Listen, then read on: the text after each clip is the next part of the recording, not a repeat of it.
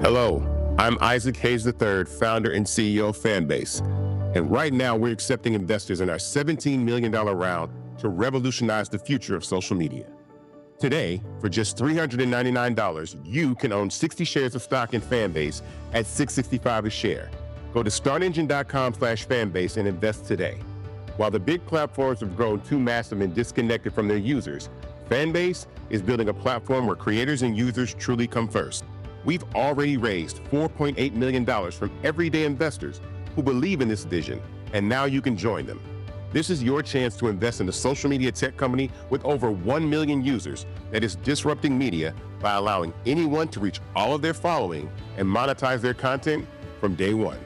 The market is changing, big platforms are failing to serve their users, and Fanbase is stepping up to fill the gap. Don't wait until it's too late.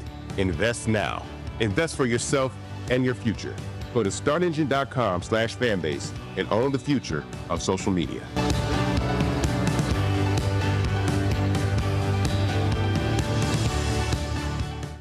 Folks, Black Star Network is here.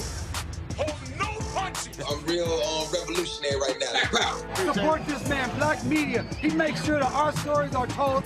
Thank you for being the voice of Black America, Roland. Stay black. I love y'all. All momentum we have now, we have to keep this going. The video looks phenomenal. See, there's a difference between Black Star Network and Black-owned media and something like CNN. You can't be Black-owned media and be scared. It's time to be smart. Bring your eyeballs home.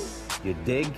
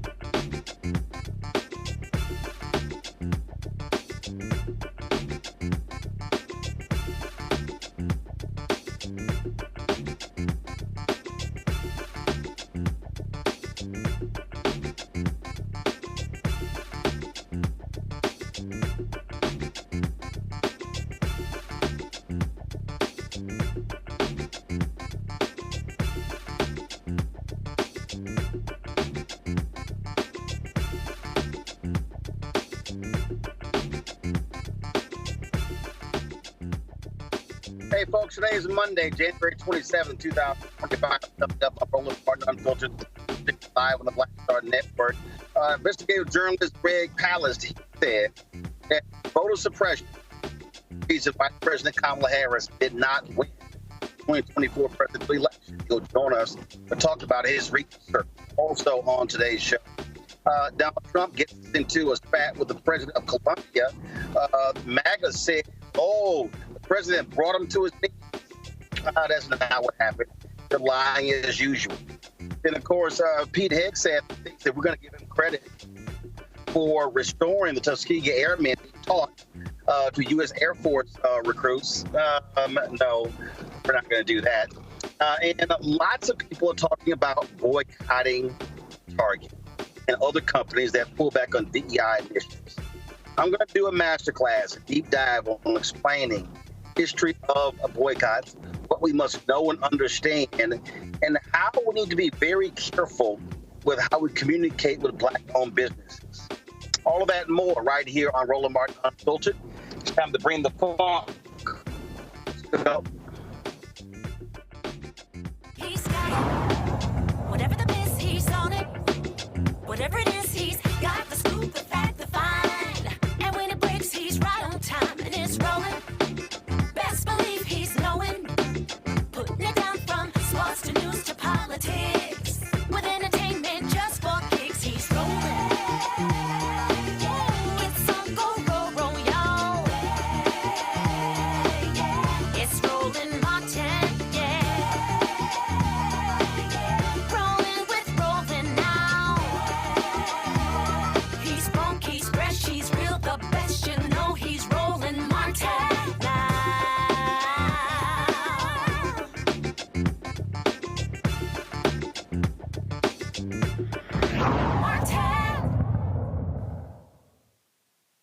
Many folks are doing their autopsies examining why did Vice President Kamala Harris lose to Donald Trump the 2024 presidential election.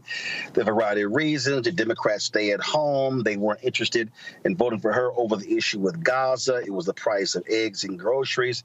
But investigative journalist Greg Palast, he says, no, voter suppression is the reason. And the fact of the matter is she could have easily won if it wasn't for that. He joins us right now. Greg, welcome back to the show.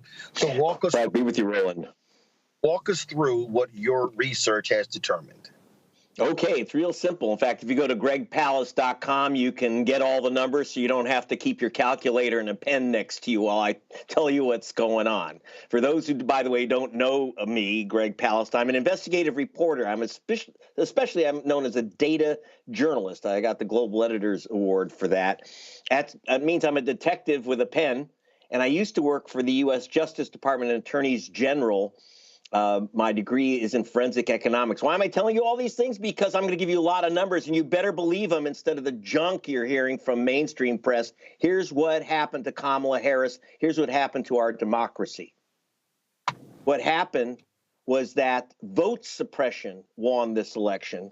Trump would have lost except for massive vote suppression. And what I mean by vote suppression, that's a very polite term for shafting Black people out of their votes and other people of color, including a lot of young people whose votes are blue. Now, here's the calculation, and I'm very good at this stuff. I've been doing it for the NAACP, ACLU, Black Voters Matter, and the Reverend Jesse Jackson for years, this type of technical analysis which I take into courtrooms. Here's the number. If it wasn't for vote suppression, Kamala Harris would have had 3,565,000 more votes. 3,565,000 more votes, which would have given her a plurality of 1.2 million in the popular vote over Trump. Even more important, if not for Jim Crow trickery, which reached it's not new to this election, but it reached new heights in this election, Roland. Kamala Harris would have easily won Wisconsin, Michigan, Pennsylvania, and Georgia for a total of 286 electoral votes, and she would be president of the United States right now. And here's how it breaks down, Roland. And this is this number is from the United States Elections Assistance Commission, an agency you've probably never heard of, but their job is to keep track of the votes in America. They track it, but they also do something else. They keep track of the non-votes in America. We are a nation that America's nasty little secret, Roland, is that we don't let everyone vote, in particular voters of color. In 23, leading up to the 24 election, states purged 4 million 776,706 voters from the voter rolls. 4.8 million, almost 5 million voters were simply erased off the voter rolls. I looked at elections in Venezuela, Liberia, Mexico, Switzerland, China, you name it. They don't purge people off voter rolls the way we do, this purge business. Now, who's getting purged of those 5 million voters? Well, I took a deep dive into the purge of a couple of years ago, 300,000 voters in Georgia. I did this for the ACLU and Black Voters Matter NAACP, and I uncovered that 198,000 voters in Georgia who were removed because supposedly they moved from their Georgia voting address. Not one of them moved. Now, I'm not guessing.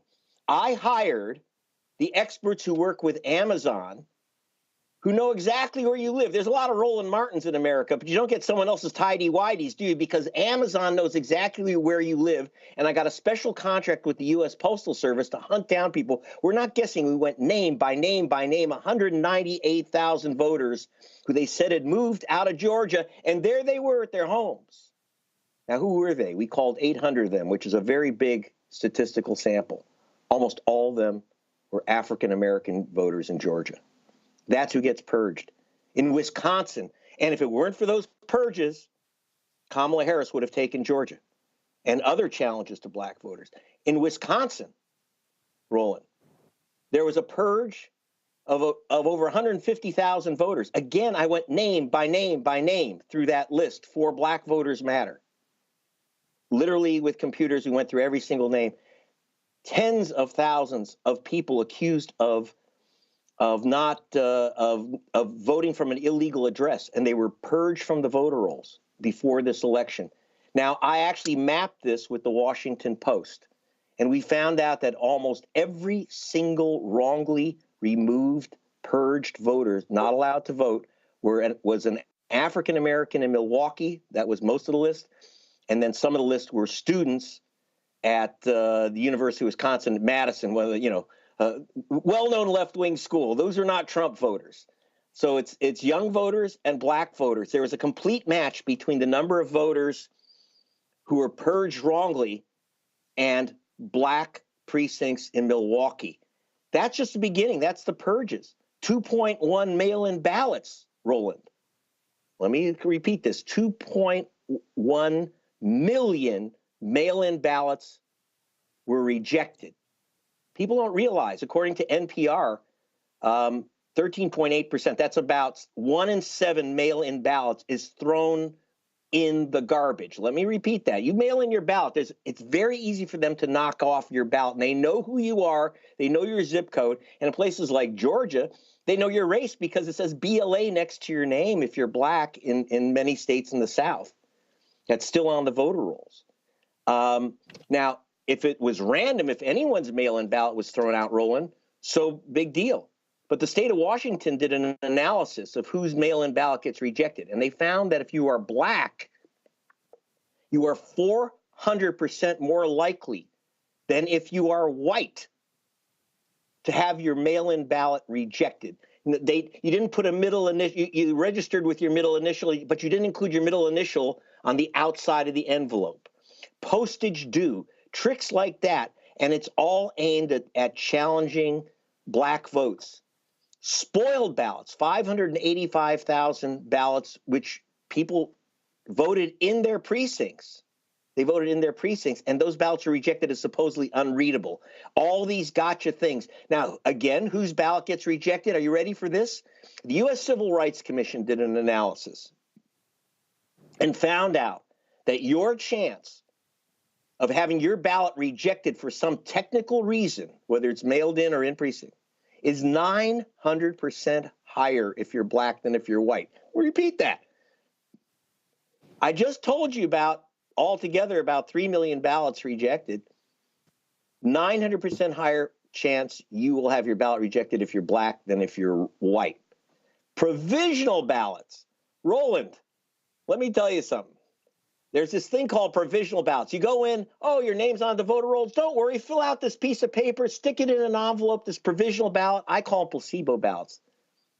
because they'll tell you, the nice little lady behind it is going to say, hey, your ballot will be counted. Just fill out this form. Oh, yeah? Well, in states like Georgia, if you don't go into your county voting office, your clerk's office, and what they call cure your ballot, you have to show them your ID, you have to prove you're an American citizen. They're going to throw your ballot in the garbage. According, again, to the U.S. government, the United States Elections Assistance Commission, this isn't just Greg Palast saying it, Roland. The U.S. government says that 43% of all provisional ballots are thrown in the garbage. Whose ballots are they? If you're Black, Hispanic, or Asian American, the chance you will be shunted to one of these placebo BS back of the bus provisional ballots is 300% higher if you're a voter of color than if you're white. So whose provisional ballots are in that dumpster? Voters of color. And how does this happen? The Brennan Center, if you go to gregpalast.com and actually see these, you can see this map that I got from the Brennan Center. 30 states passed laws making it more difficult for people of color to vote in the 2024 election. That was Trump's victory map. Altogether about, because not everyone purged would have voted for Harris, not everyone purged would have voted, but still you've got about 2.3%, 3,565,000 voters who would have voted for Harris were denied their ballot or denied the right to vote in the first place. And that's just the beginning of the ugliness. Greg, you called it Jim Crow trickery. What people have to understand that this idea in terms of how they changed these laws. First of all, the was a white man in Ohio who sued and went to the Supreme Court because Ohio purged, saying that, well, he had not voted in 2 or 3 elections. And he sued and he lost. Supreme Court cleared the way for purging. But then what we've seen the legal purging where, we didn't realize X amount of people were on the list. It happened in Virginia. It's happened in Florida. It's happened. And there's no coincidence that it keeps happening to African Americans. And it's all about creating massive hurdles. As you said, you got to sign the outside and the inside. It's like all these different rules, and it happens in Pennsylvania and other places, and it's all designed to be able to confuse people. And if you don't follow every single step, then you're in violation.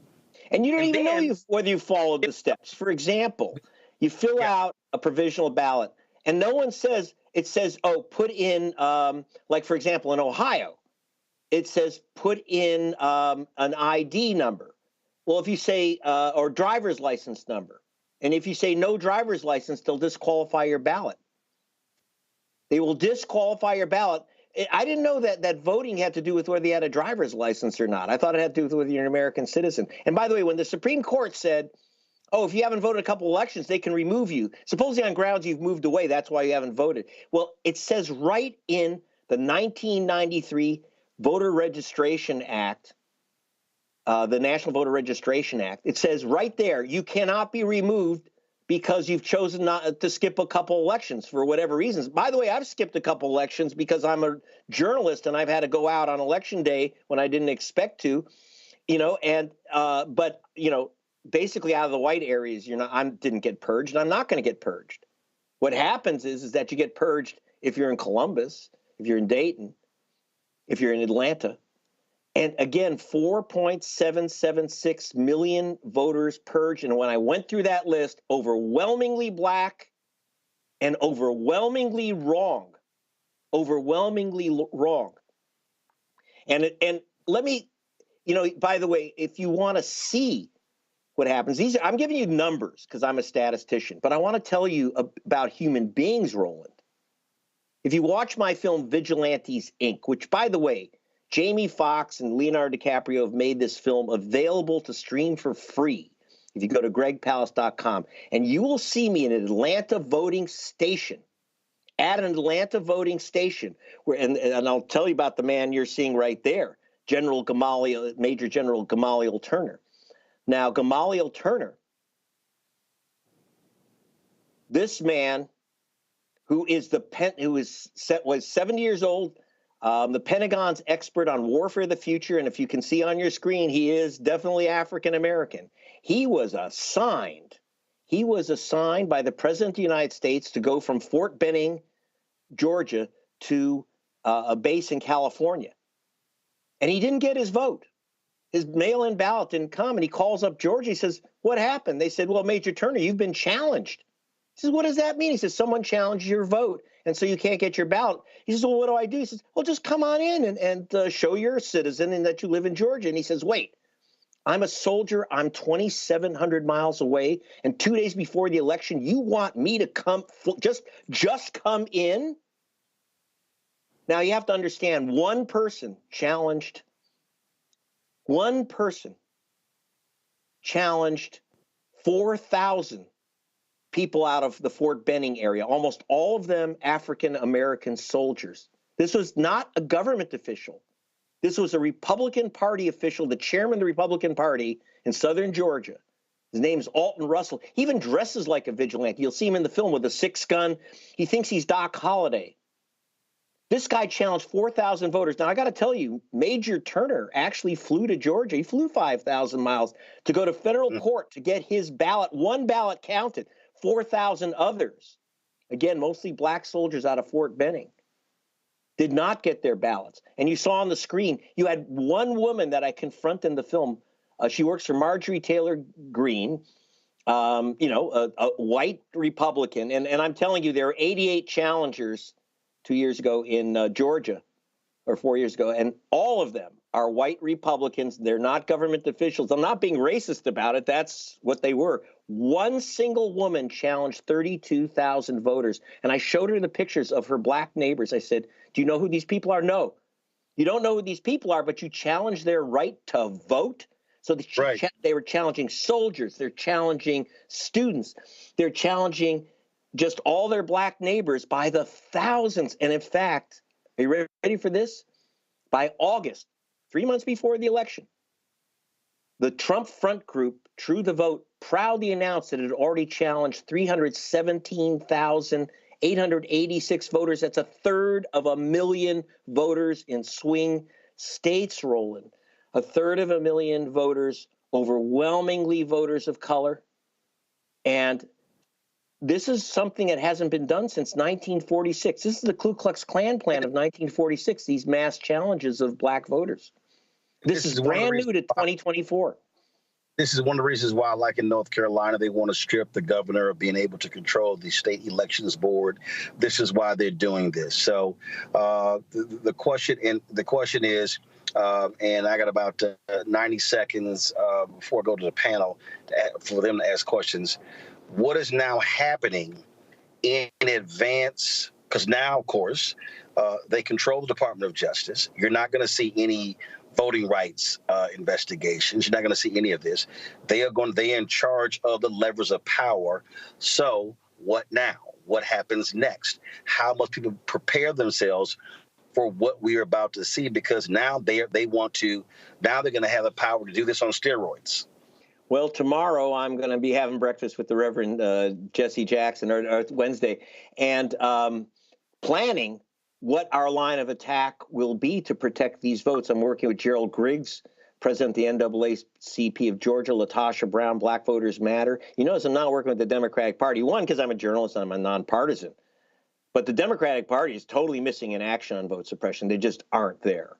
But the groups are organizing to stop this new Ku Klux Klan plan. You have to understand that in 1946, the Ku Klux Klan elected one of the Klan leaders, Eugene Talmadge, as governor of Georgia by systematically challenging virtually every black voter in Georgia. Now, these Jim Crow laws are in the books of about 30 states, still allow, I can say, dig this, Roland, I can say, oh, Roland Martin doesn't live where he says he is.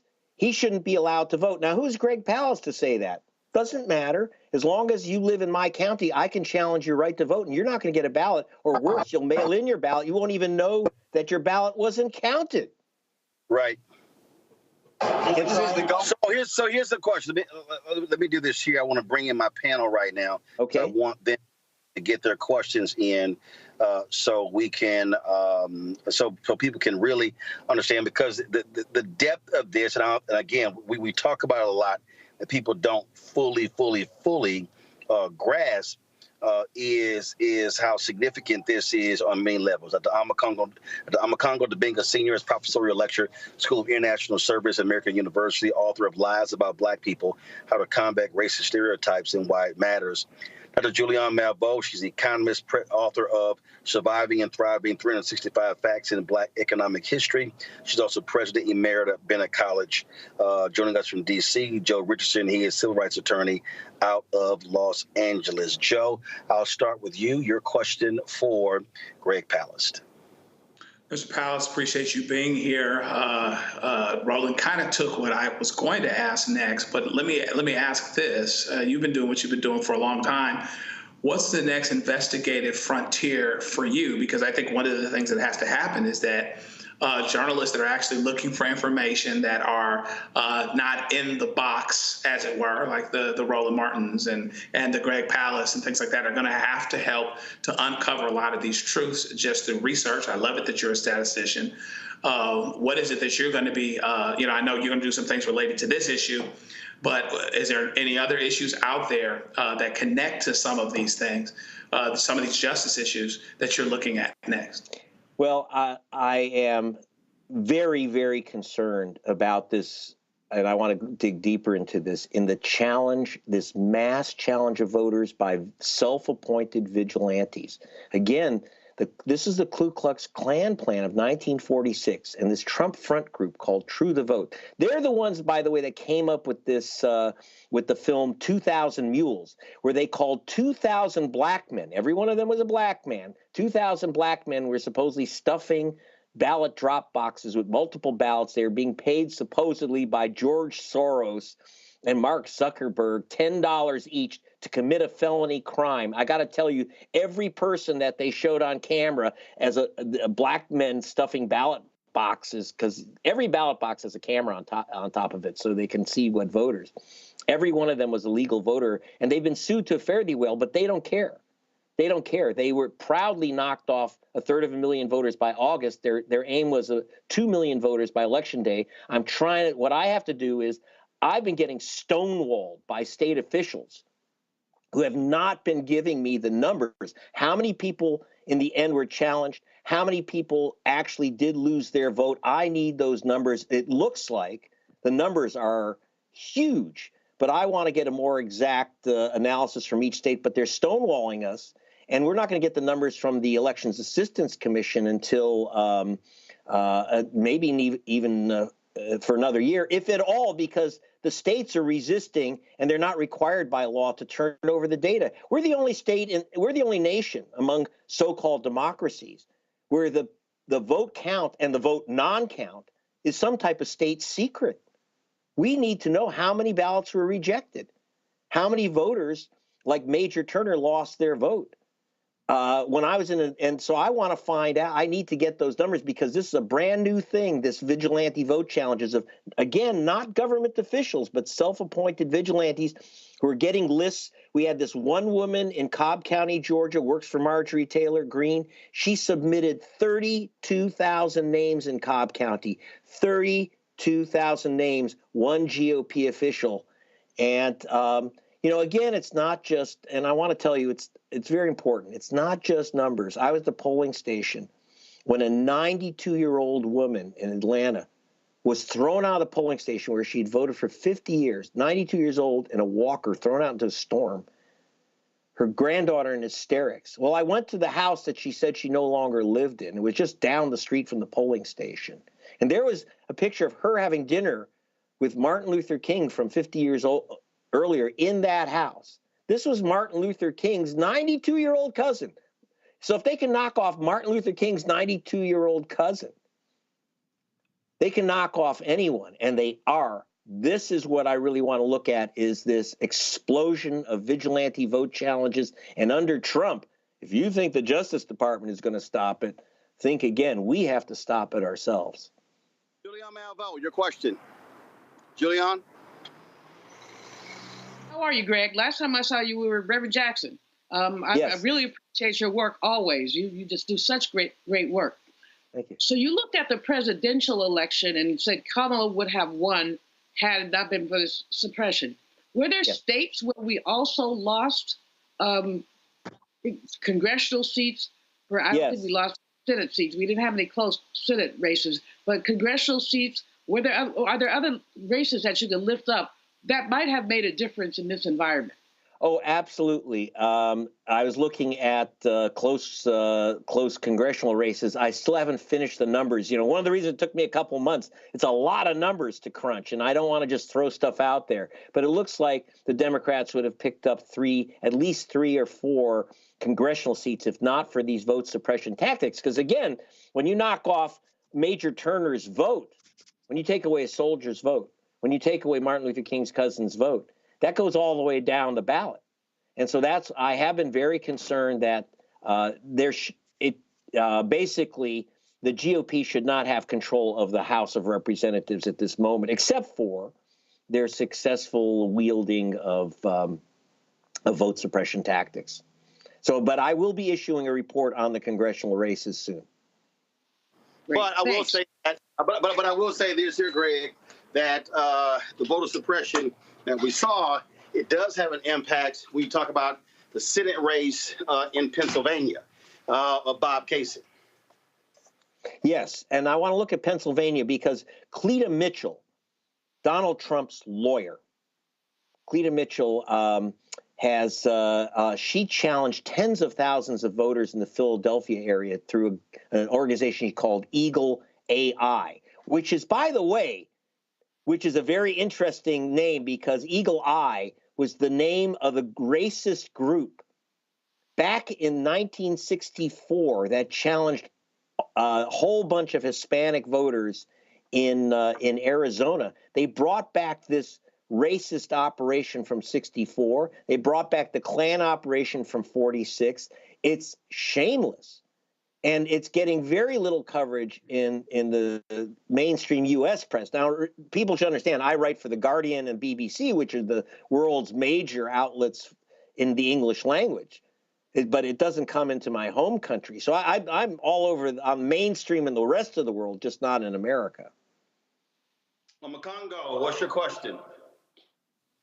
Well, thank you so much, Mr. Palast, for this work. I want to touch on, and you also mentioned Cleta Mitchell, who wanted to target youth votes. So I wanted to come back to your part on the youth vote. As a professor, I see so many kids who are disenfranchised and the like, but they don't have this level of information. They're not getting it on K-12 level. What is your charge? What is your opinion about what we should be doing with the young people as it relates to making sure they're aware of this as they're coming into the voting age and process? You're doing it. Education, education, education. The first thing I tell people, and really important for students, check your registration 90 days before an election. See if you've been challenged, see if you've been purged. In most states, within 9 days of election, you can re-register. In fact, if you haven't voted in a couple elections, just re-register. Even if you think, I've been voting the same place for years. No. Check your registration. I had a student in Madison, Wisconsin that I put on camera, and you'll see him in my film Vigilantes, Inc., a Vietnamese-American kid. He had moved dorm rooms. He just moved, different part of the building. Well, under the law, you don't lose your vote if you move within your county. But they do this to students if they've moved at all. They send them a postcard to confirm their address. And if they don't get that postcard, because it looks like junk mail, most people throw it away. I call it the poison postcard system. If you don't see that postcard and return it, you lose your vote. One way to get around that is tell all your students, tell everyone, and tell them to tell their families. Check your registration 90 days before. The problem with the new challenge system, for example, Georgia changed its law so that these vigilantes can challenge your vote on election day. They don't have to notify you for 30 days. Well, the election's over after 30 days. So you get challenged. You may not. In fact, it was only by accident that Major Turner, this African-American officer, found out that his vote was challenged because he called. He said, "Where's my ballot?" They didn't notify him. They just said, "Well, you've been challenged." So we have to tell people to check their registrations, check and check again and again. A lot of states now dozens of states have same-day registration. So bring every form of photo ID you have and something to show your address, like an electric bill or something. So you start out by protecting your vote. The second thing you do is you get active. If you have students that aren't part of an organization on the front lines, forget partisan stuff. You know, I'm not talking about joining Democratic or Republican parties. I'm talking about work with Black Voters Matter Fund, work with Reverend Jackson and Rainbow Push, work with the NAACP. There's great organizations out there, like less known to a lot of people is the Transformative Justice Coalition, headed by Barbara Arnwine. A great Hispanic organization on the ground, Southwest Voter Registration Education Project. If you don't get active, the other side is active. And by the way, they don't go to sleep in off years. Americans go, progressives go to sleep in off years, whereas the vote purgers and the Jim Crow operatives, they're 24/7, 365 days a year, every year. They don't rest. And so we can't either. Greg Palast, I appreciate it. Thank you so very much. Before I let you go, I have been interviewing some of the candidates running for DNC chair. So if you had to ask Ben Wikler a question, what would it be? So when are you going to take on Jim Crow and stop hiding on this issue? I can tell you right now, Reverend Jackson asked both Kamala Harris and Joe Biden to watch my film, to watch Vigilantes, Inc., America's New Vote Suppression Hitmen, which you can, again, go to gregpalast.com, stream it for free. He said, watch it and do something about it. And Harris said, well, when I get elected, I'll sign the John Lewis Voting Rights Act. He said, well, here's the problem, Kamala, as you just found out. If you don't do something before the election, you ain't going to get elected. So that's what we have to do, educate. And by the way, if you want to show your films in the class, in your classrooms, in your churches, go to gregpalast.com and we can hook it all up and you can get that film so people can see for themselves a real story. And it's a movie, it's entertaining. But again, for those running for DNC chair, hey, man, take on Jim Crow. We got to do it again. All right, Greg Palast, we certainly appreciate it. Thank you so very much.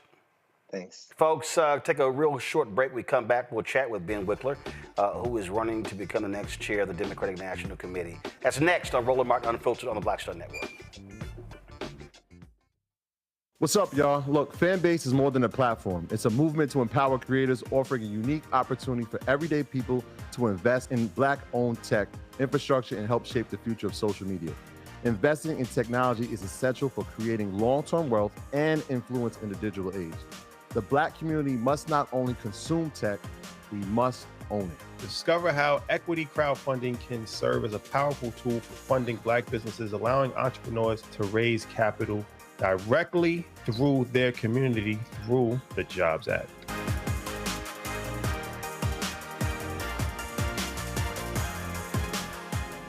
I'm Russell L. Honoré, Lieutenant General, United States Army, retired, and you're watching Roland Martin Unfiltered.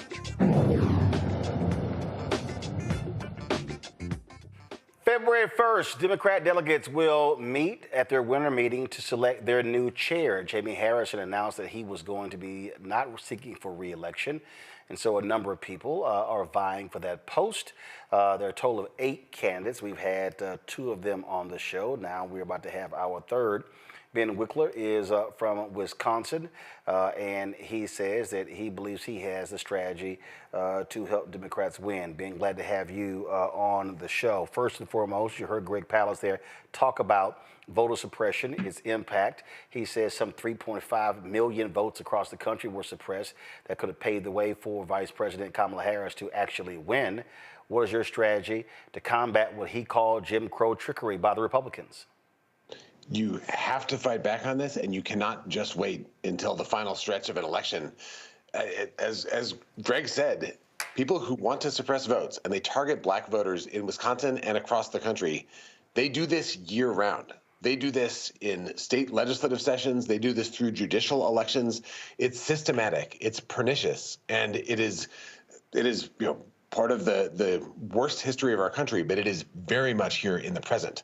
And I say this coming from Wisconsin. I live in a state where after Republicans took control in 2010 in the backlash against President Obama, they came into office. And what did they do? They ran on this and that economic issue. What they actually did is immediately smash unions, which they know have been the backbone of building up the multiracial working class in our state and across the country.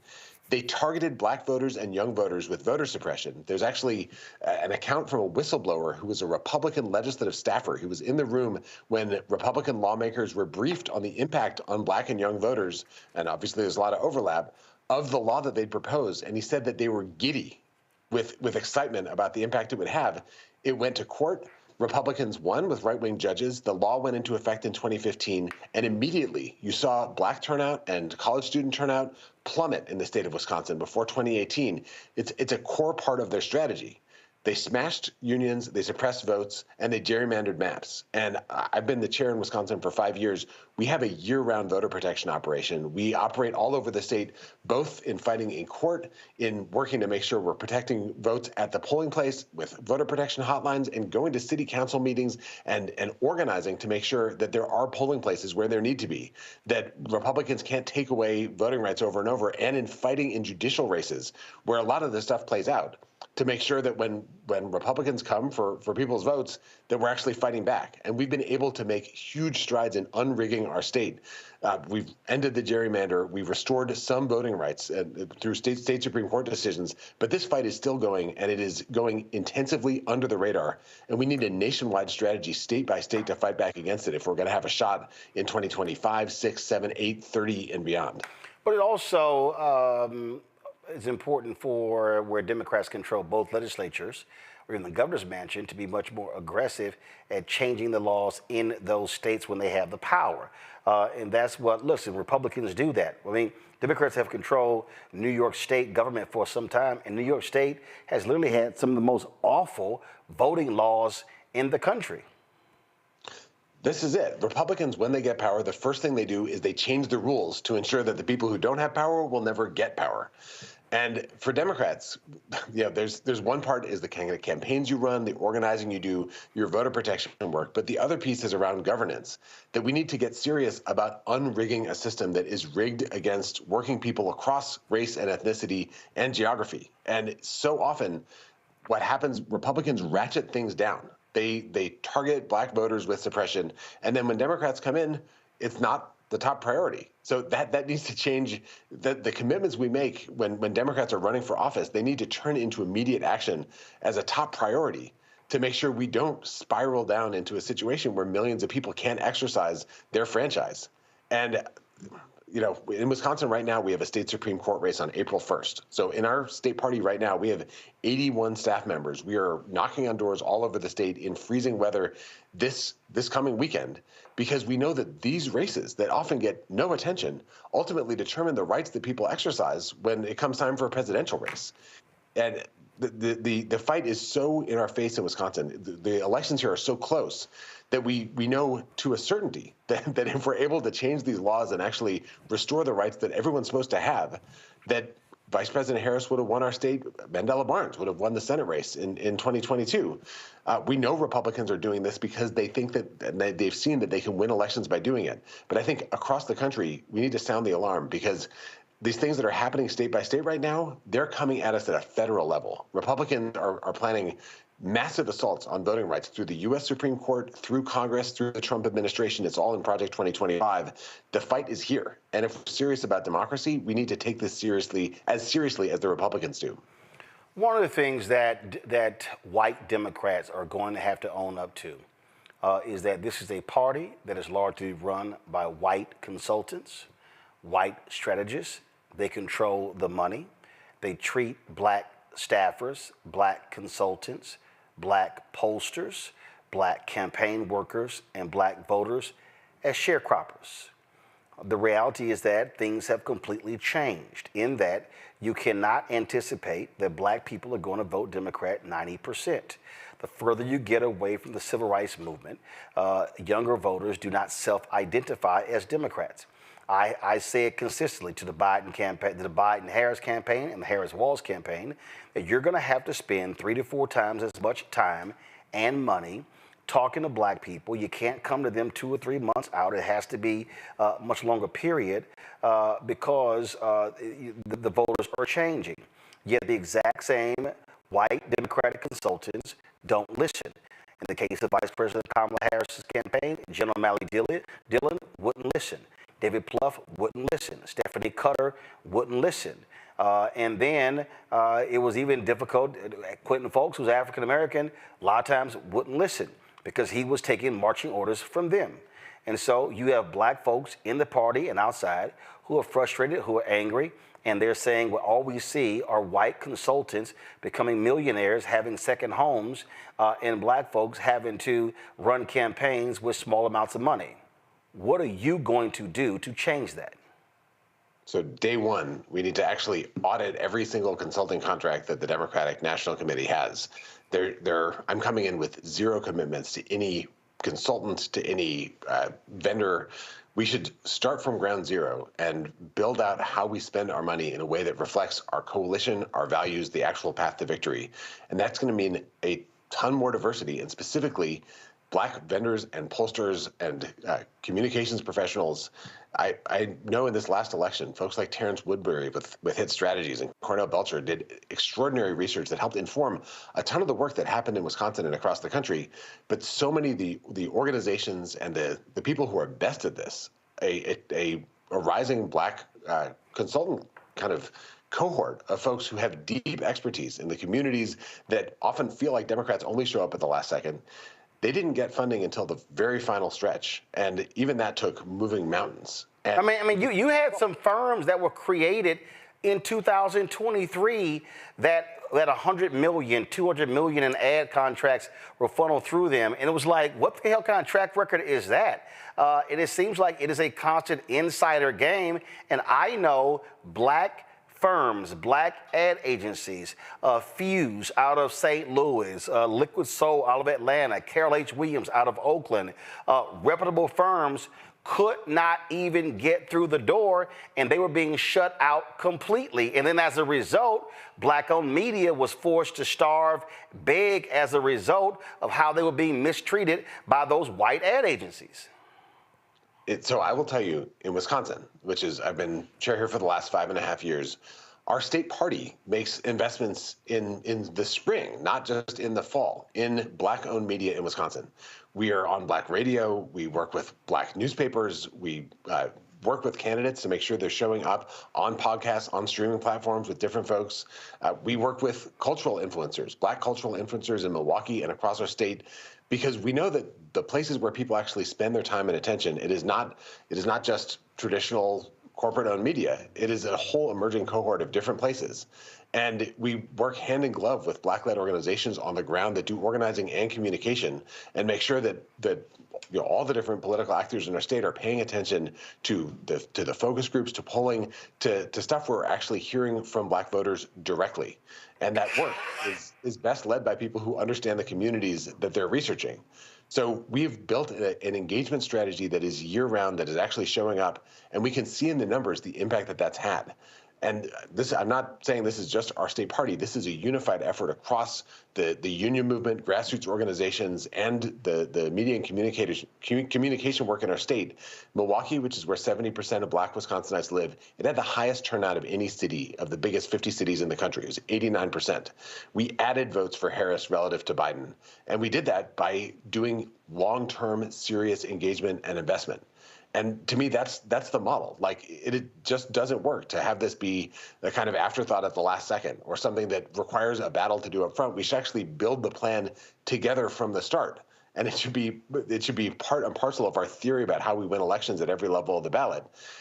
That it's not rocket science to do this. But for some reason, it's taken a long time for our national party to realize that what has been happening has not been working. And I think we can see that in this election result. We can see that in how things worked out differently in Wisconsin, frankly, where we added votes. And I want to bring this nationwide. I think it's an urgent matter of necessity for us to do this. You cannot take black voters for granted and expect them to always show up and always vote with our party. And this is, I want to say, Black women did vote in the exit polling. It's like 92% for Kamala Harris. This is an extraordinary level of commitment and engagement. And Black men did vote like 78, 80% for Kamala Harris. So this is not to say that this election result was the fault of Black voters who came through for the Democratic Party more than any other community in the nation. But it's to say that the Democratic Party needs to show up to engage these voters, to make sure that they are hearing from folks who understand the challenges that they face, the issues they face in their lives, the aspirations that they have, and are communicating in language and with visual communication that actually resonates culturally.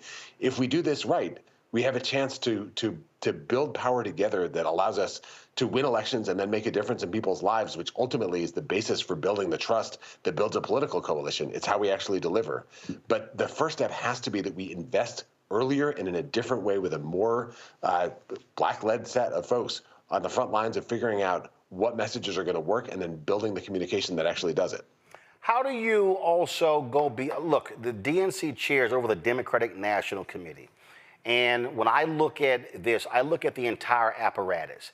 I look at the DNC, I look at the DCCC, I look at the SCC, I look at the Democratic Governors Association, I look at these PAC, House Majority PAC, Senate Majority PAC. I look at during this last election, Future Forward. And I can tell you right now, just straight up, my personal dealings, it is a whitewash across the board. They don't return emails, they don't return phone calls, they don't reach out. It is the exact same thing. And so what ends up happening is folks are raising money, doing these things, and it's the same people freezing other folks out.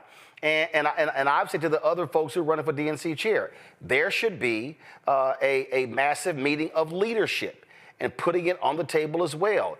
And I can tell you, there are labor unions who are pissed off with all the money they keep giving to the Democratic Party, and they keep saying the exact same people. And I'll tell you right now, I got no problem saying it. The guy who ran the Senate Majority PAC wouldn't respond to any of my emails, phone calls, nothing. And it wasn't until AFSCME called and said, why are you not calling Roland Martin back? Oh, then he immediately called, but he had to get threatened to do so.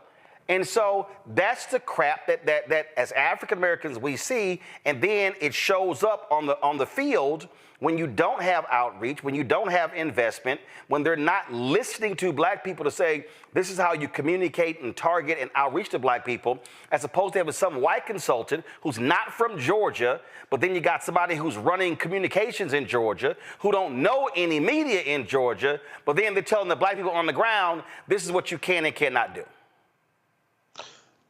I will say we need a new day, and that's going to mean having these conversations and actually having people in the room in these conversations that can speak directly to the crisis that you're talking about. I'm honored in this race to have the endorsement of the 4 big public sector unions, the NEA led by Becky Pringle, the AFT led by Randy Weingarten, AFSCME led by Lee Saunders, and SEIU led by April Verrett. And that is 3 of the 4 big public sector unions have Black leadership at this moment. The union movement, as you know, is a multiracial movement. And the reason why we are working together so closely in this race is because we understand that we actually, to connect with working people across race and ethnicity means actually communicating in ways that make sense in the cultural lives of the people with whom we're trying to communicate. And that means that the people building those communications have to reflect those communities and actually understand who they're talking to and how people talk in real life, not just the way that people talk in polls where everything is crafted and every message takes 90 seconds. You actually have to go directly to the stuff that people talk about when they're trying to figure out how they're going to put the money together to pay bills and fill prescriptions at the same time. This has to be a movement that actually connects. And the Democratic Party, you're right, it's an ecosystem. It's a ton of different groups. We worked a lot with Collective PAC, and the ED of Collective PAC now is the executive director of the Democratic Party of Georgia and did extraordinary work. And Democratic turnout rose in Georgia as well. And it was, I think, nationally, we can learn a lot about how, if we'd invested maybe a little bit earlier and had recognized that Georgia was the battleground state a little bit earlier, we could have had an even better result. But to me, this work has to be year-round with people at the table from the outset, which the union movement has to be at that table, building these plans. I think that the national party should be working with all the entities you mentioned and with unions nationally and in states to build out the long-term strategies up front and figure out, and this is, I think Leader Jeffries has a very different vision for who's going to be driving this work and making sure that we're actually working with vendors and with pollsters and with communications experts that understand how to interact and communicate to Black people. We have a chance to build a party that gets this right in a different way in these next 4 years. And if we do that, we can demonstrate that there's a better model that is going to be more effective, that is possible. And I think we'll be able to raise more money to invest more once you actually show results. And that's the work that we have to do. Before I go to my panel with questions, and my last question for you, and I asked this of all the other two candidates who I talked to, Ken Martin and Martin O'Malley. Are you also prepared to have a direct conversation with white working class voters and white voters? Everybody talks about, whenever conversations come up, people are very free to talk about Black voters, Latino voters, but they never want to say white voters. And I, look, I wrote this book here, White Fear, How the Browning of America is Making White Folks Lose Their Minds. I've been speaking on this since 2009 on CNN and every other platform. I've been seeing this since 2022. Everything that we're seeing right now, I actually wrote about it. And candidates and Democrats, when I see these stories, I hear Senator Bernie Sanders like, oh, we've lost the working class. I'm like, no, Bernie, the Black working class is still with you. It's the white working class. And Democrats have not been willing to have frank conversations with white working class people that they are choosing culture, and they're choosing these culture issues over their economic interest. This is the only way that we've been able to do as well as we've done in Wisconsin. We don't win everything in Wisconsin, but Wisconsin is a majority white working class state. Most Wisconsin voters are white voters without a college degree who make, working class, middle class salaries. It's a state with pretty low unemployment rates, but it is not a state of there's right-wing billionaires. We don't have a lot of liberal billionaires in the state of Wisconsin. And we organize everywhere, we communicate everywhere, and we've trained our county party chairs on the race class narrative, which is a way of communicating where you say, you know why Republicans are appealing to racism? It's because they're trying to divide voters by race in order to rip off everyone. It's explaining why Republicans use these attacks, and they use them in every election in our state. It is totally standard, from Supreme Court races to state legislative races to Senate races to the presidential race. It is always, it's a racially coded appeal to fear and division in order to divide people by race so that they can, put oligarchs in charge and rip everybody off. And we actually communicate about this, and it works. There was a study, an analysis that looked at Wisconsin and Minnesota. And, it's no secret that white working class voters have moved away from Democrats across the board. In Wisconsin, they've shifted 4.9 points from 2018 to 22. In Minnesota, they shifted 8.9 points. We have a lot more to do if we want to gain ground, but we've slipped much less than our neighboring states, and we do much better. I think in every single county in Wisconsin, Democrats overperform with white working class voters relative to the national average. There was a big Washington Post study that looked county by county and found that Greene County in Wisconsin is the county with the largest white working class population that Biden won. It's 71% white working class voters. Right. Where Biden won in 2020, and we actually got more votes. We got more votes in most rural counties in Wisconsin in 2024 than we did in 2020.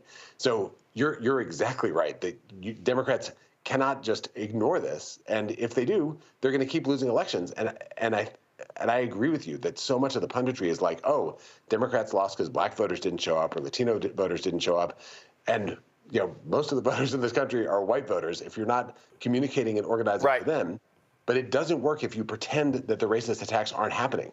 That is the central Republican strategy. So you actually have to meet it head on and explain why they're doing it in a way that allows you to bring the conversation back to the fact that no matter what the color of your skin is, everyone needs a roof over their head and they need food on the table. And Republicans want people to think about something else, because actually economic solidarity has always been the bedrock of building a multiracial democracy. I got to get 3 questions in 2 minutes. Right. Makongo, make it, I know, because Ben has a heart out at 7. Makongo, go with your question. My question is about the youth divide in the Republican Party. They all gathered around Trump 78 years old. They fell in line. What is your strategy for addressing the challenges that exist between the elder members of the party and the younger members? Ben? So part of this is about where we communicate. And that, I think the Republican Party right now is showing up in a lot more alternative media, new media spaces. It's showing up a lot more on long-form podcasts and on vertical video, these places where young people overwhelmingly get their news. You know, this program, my guess is, has a significantly younger average audience than cable news, and certainly younger than newspapers. And as Democrats, we don't do enough to invest in working with creators and working with people that are building alternative media spaces. So one piece of this is where we communicate. And then the second thing is what it is that we're communicating when we're there. And if you look at how the right has especially spoken to young people and to young men, it's so much about their aspirations and what they want to do. Yep. It's people that are trying to figure out how to get ahead, how to build wealth. It's people who are hustling and grinding and trying to figure out how to make it work. And as Democrats, we're often talking about people like they're under attack, and they are, that's real. But we also have to speak to what they want to do with their lives and be a party that is felt to be a partner in trying to build the lives that everyone wants to lead. So it is both where and what we communicate. And to get those things right, we need as a party to be working both with candidates and with consultants and pollsters and vendors that understand how to do this because they've lived it, and this is the media environment in which they live their lives as well.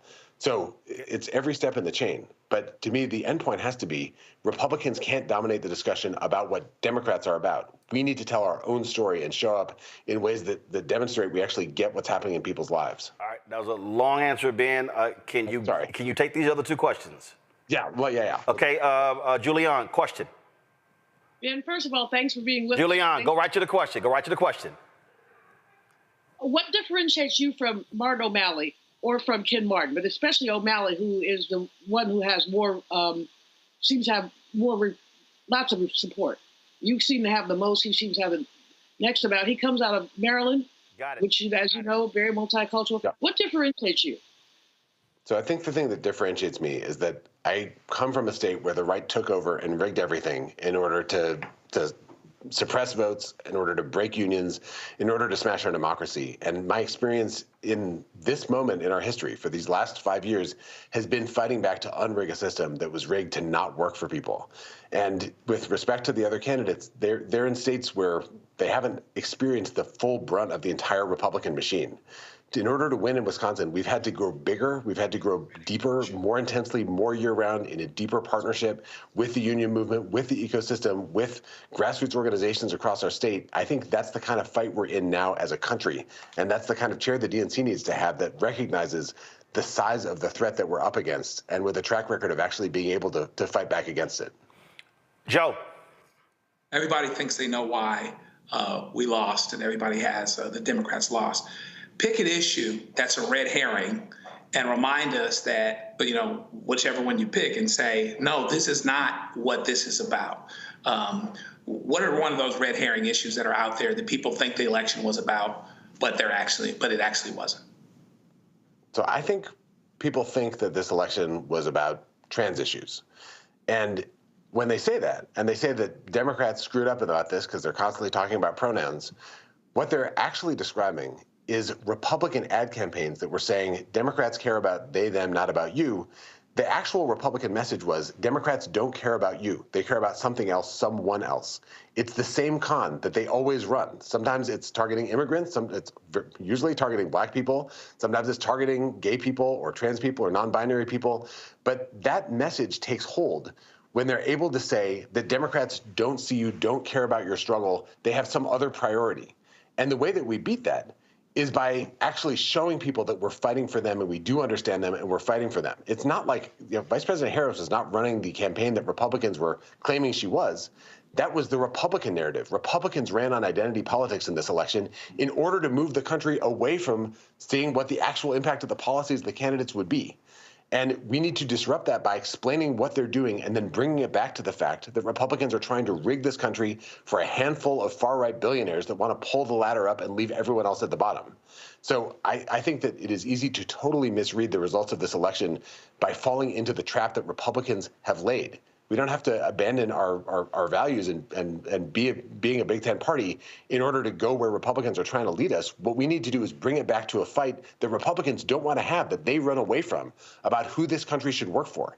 It should work for everyone. Everyone should have opportunity. Everyone should have the opportunity to build wealth and succeed and thrive in their communities. And Republicans want to take that away. And we need to fight them on that front, showing why they're trying to make this about appeals to racism and every kind of bigotry and prejudice in order to distract people from that fundamental fight. There's a reason why it was called the March on Washington for Jobs and Freedom. It's because those two fights are inextricably interlinked. And when we build across all these different fights, we can build a movement that can change this country. All right, Ben Wikler, we appreciate you joining us. Thank you so very much.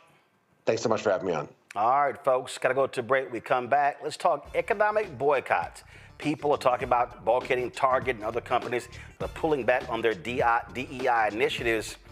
But it's a whole lot that we need to understand about this so we don't make mistakes. I'm going to unpack this in a masterclass over the next hour. Trust me, it's a conversation you do not want to miss. Support the work that we do, folks. Join our Bring the Funk fan club. The goal is to get 20,000 of our fans contributing on average $50 each a year. That comes out to $4.19 a month, 13 cents a day. And so if you want to contribute via Cash App, use the Stripe QR code. Cash App close all of our accounts. And so this is how you're able to access us. You can also, if you're listening, go to blackstarnetwork.com and you can actually see the QR code as well. PayPal is R Martin Unfiltered. Venmo is RM Unfiltered. Zelle, Roland at RolandSMartin.com. Roland at RolandMartinUnfiltered.com. Send your check and money over to P.O. Box 57196, Washington, D.C. 20037 7-0196. We'll be right back. What's up, y'all? Look, Fanbase is more than a platform. It's a movement to empower creators, offering a unique opportunity for everyday people to invest in Black-owned tech, infrastructure, and help shape the future of social media. Investing in technology is essential for creating long-term wealth and influence in the digital age. The Black community must not only consume tech, we must own it. Discover how equity crowdfunding can serve as a powerful tool for funding Black businesses, allowing entrepreneurs to raise capital directly through their community through the Jobs Act.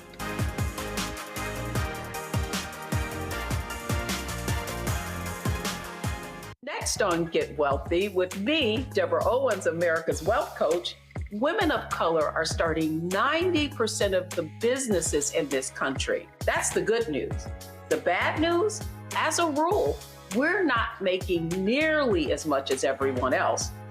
But joining us on the next Get Wealthy episode is Betty Hines. She's a business strategist, and she's showing women how to elevate other women. I don't like to say this openly, but we're getting better at it. Women struggle with collaborating with each other. And for that reason, one of the things that I demonstrate in the sessions that I have is that you can go further together if you collaborate. That's right here on Get Wealthy, only on Black Star Network.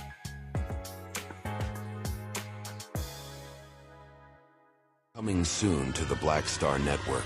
But y'all, when you're on that stage or when you're and you're seeing 2 and 3, 4 generations in the audience, that's got to speak to you about the power of what y'all have become. Oh, most definitely. I think we were doing our show before our break, and remember, I was watching this kid. I could not take my eyes off him because he was about 9 or so. He was sitting in the front row with his over on the right-hand side. Yes.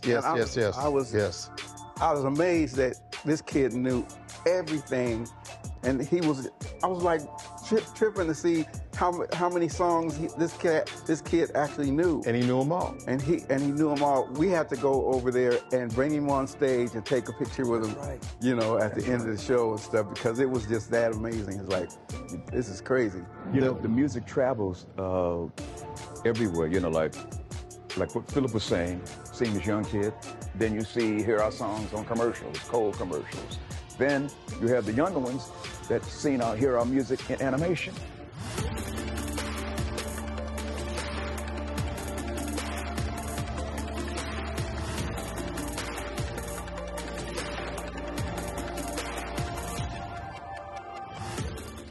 a Next, A Balanced Life, we talk about how to get in touch with your feelings, emotions, how to find your North Star, and how to move your life along. Because oftentimes what we'll do is we'll accept what the world says about us as the truth and how we see ourselves, which that can be completely contrary to what the Word of God says about who you are. That's on a Next, A Balanced Life here on Black Star Network.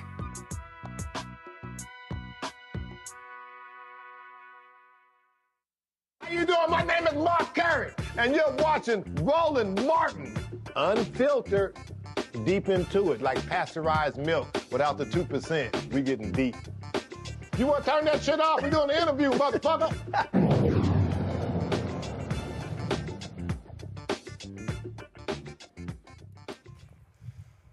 Woo. All right, folks.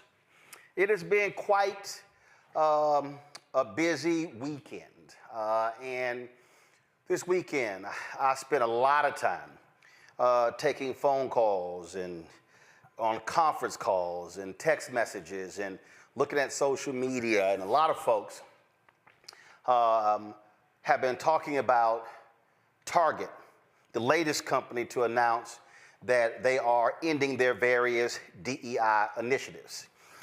They joined the likes of Walmart, McDonald's, Lowe's, which actually has a black CEO, Toyota, as I said, McDonald's, and other companies that have made these decisions. But you've had companies that have stood with their DEI initiatives, and in the face of these conservatives like Robbie Starbuck trying to push them to get rid of them. JP Morgan Chase, Delta Airlines, United Airlines, American Airlines, Costco, Apple. So these are the various companies. Amazon has also said they will be pulling back some of their various initiatives. Now, while all of this is happening,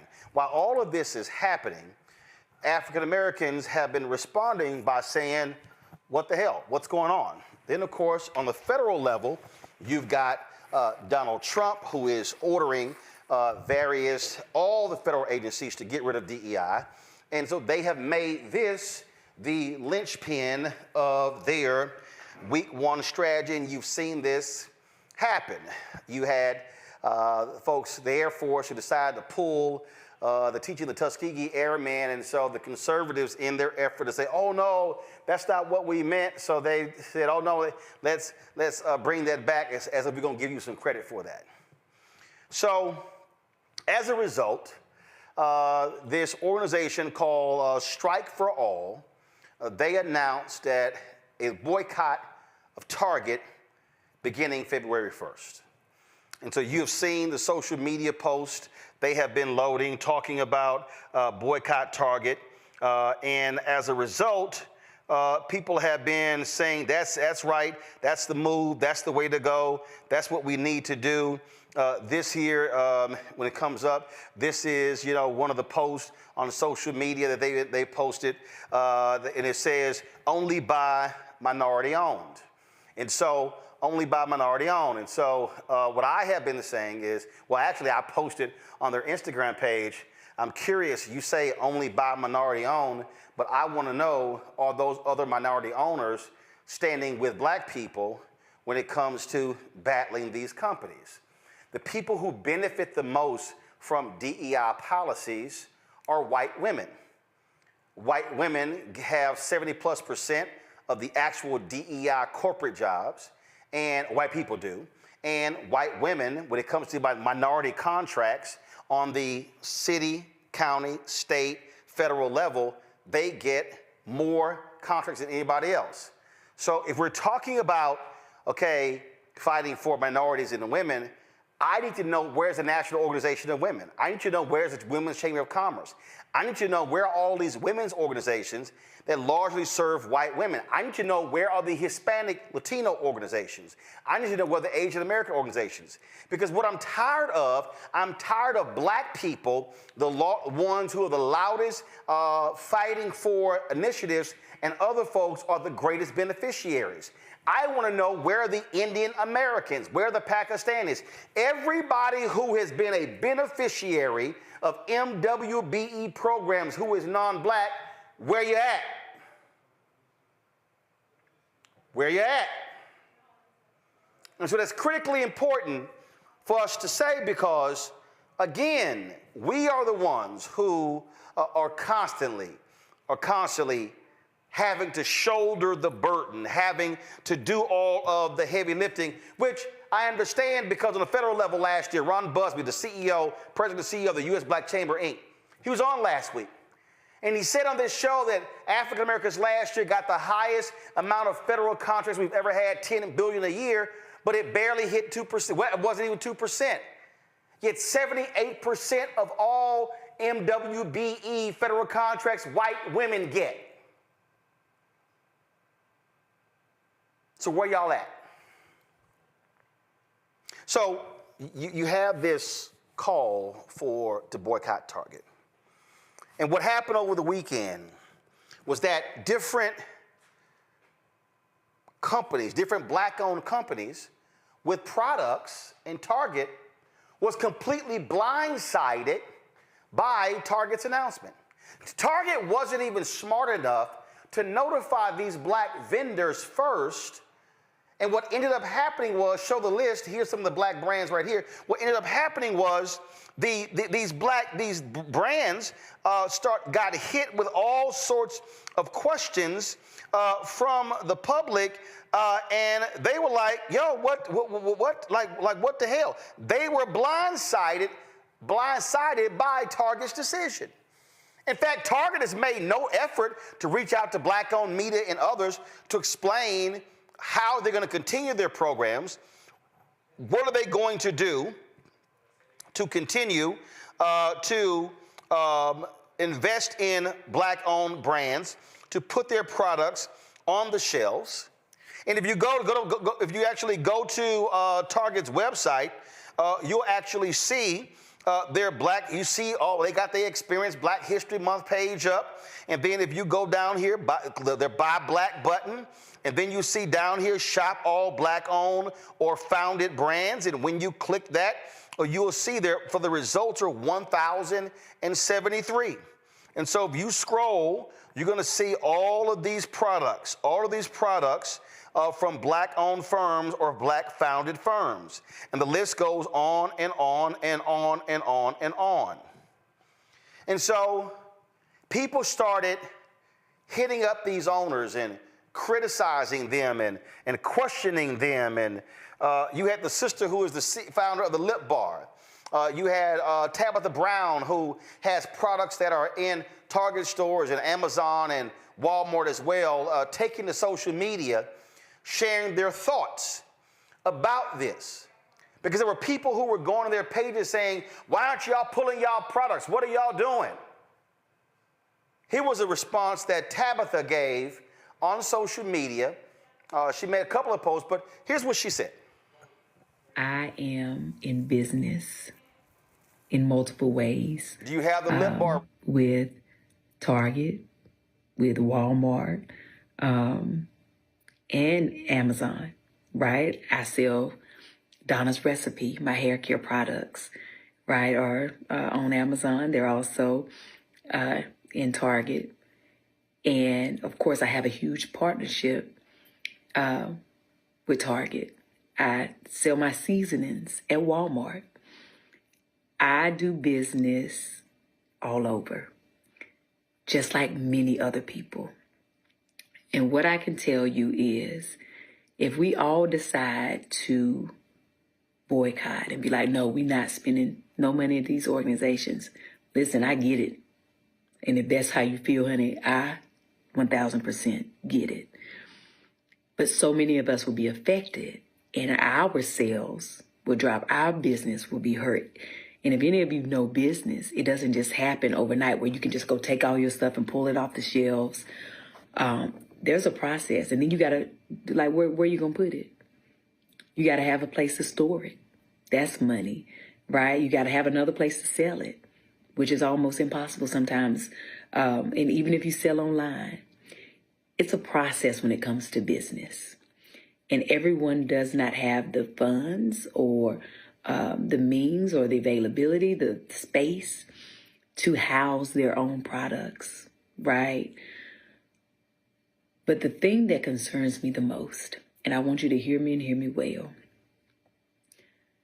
if we all decide to stop supporting said businesses and say, you know, I can't buy nothing from there, even the businesses who were affected by the DEI ban, right?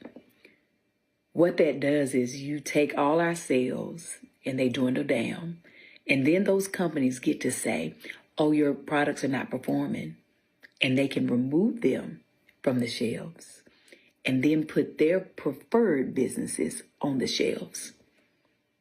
And then what happens to all the businesses who've worked so hard to get where they are? Then what happens, right? Now, I know that something that could solve it is ownership of these big corporations, right? It's a long way to go there. There are amazing companies like the Village Market in Atlanta, right, who support small businesses, and you can go in there and there's some amazing things that you can buy. But it's one store and it's very small. We're talking about mass market. You can't build that overnight. She said, we're talking about mass market. You can't build that overnight. Tabitha's absolutely correct. And as I said, Melissa with the lip bar, she has posted a number of videos on her Instagram page, and she's posted the latest one, talks about selling out. So I want to deal with these black firms first. And I want to try to be as nice about this as I can. If you are on social media and you are calling black-owned companies with products on Target shelves, and you're calling them sellouts and Uncle Toms, and you're questioning why they are not pulling their products, you should shut the hell up. And the reason you should shut the hell up, because you don't know a damn thing about business. Folks, I need y'all to understand something. There are contracts. If they make various decisions, they could be in breach of contract, which means they get sued. They can incur legal expenses. Well, people also don't understand, especially people who have never been in business, who don't know what an EIN is, who have no idea what I'm talking about. What you don't realize is that when you own a business and you begin to place your products, they might start it in 10, 20 stores. But they might come back and say, we're not going to place your products in 2, 3, 4, 500 stores. You now have to go out and get capital to be able to acquire that inventory that's needed to sell in those stores. So now all of a sudden, here you are, a small-owned business, and you might have, let's just say this book here, or my book, White Fear. I might have a print run of 5,000 copies. But then when Target says, we want to carry you in 500 stores, I now have to print 25,000 or 50,000 copies. Well, they're not giving that to me on consignment. I got to pay that printing company for the 50,000 copies of that book to be able to ship to Target.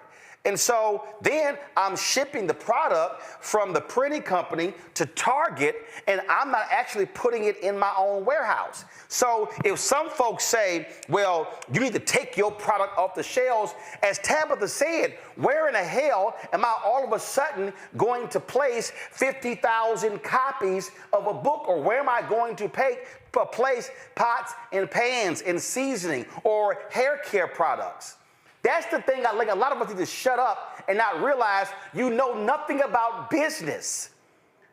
So stop making a demand of somebody when you do not understand their business circumstances, because there are people who literally have put their life savings into their companies, and they are now having to navigate this whole deal. And some folks may have taken out second mortgages. And so you're talking about literal bankruptcy, losing it all if they make a rash decision.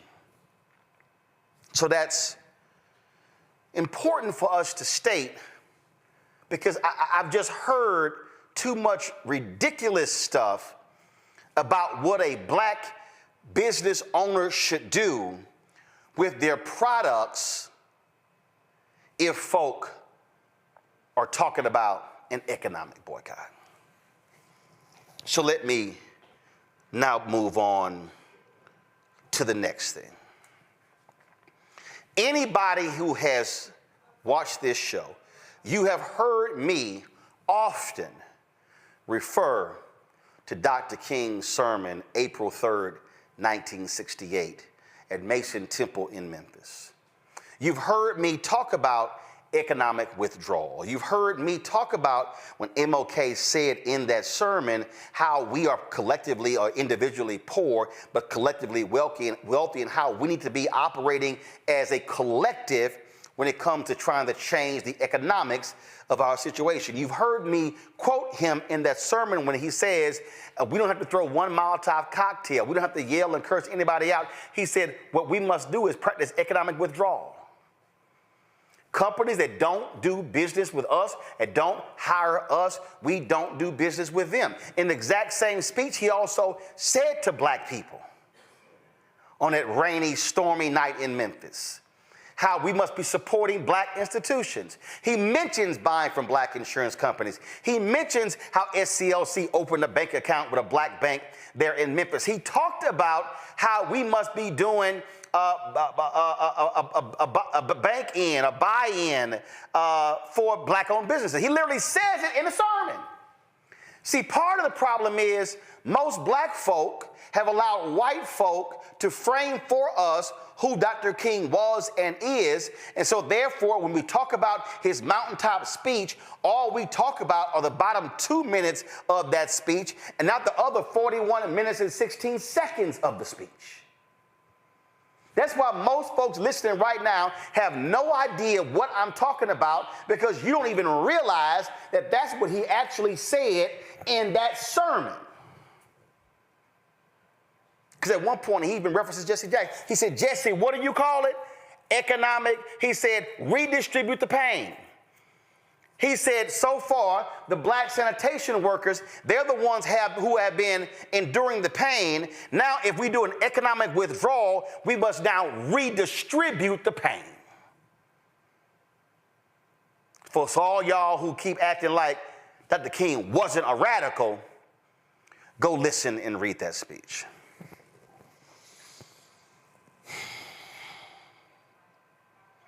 So when we talk about boycotts, there are a number of things that we have to factor in that too often we don't. One of the things that you heard me say before on this show is that folk immediately yell, boycott! That's their first reaction to something that happened.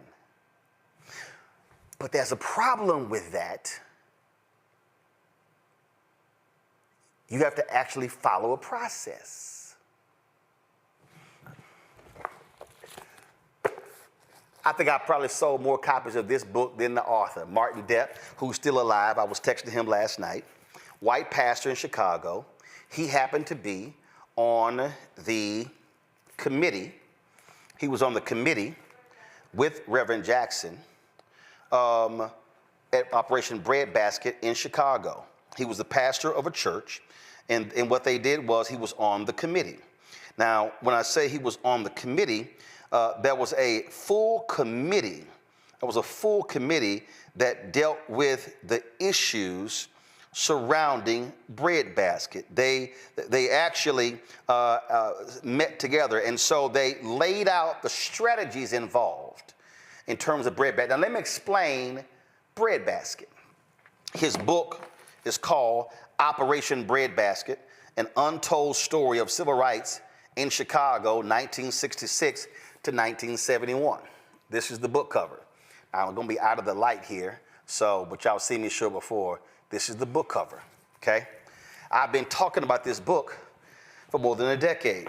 Martin Depp writes in the book that there was a 6-point strategy that they employed when it came to Operation Breadbasket. And before I show it, let me also help you.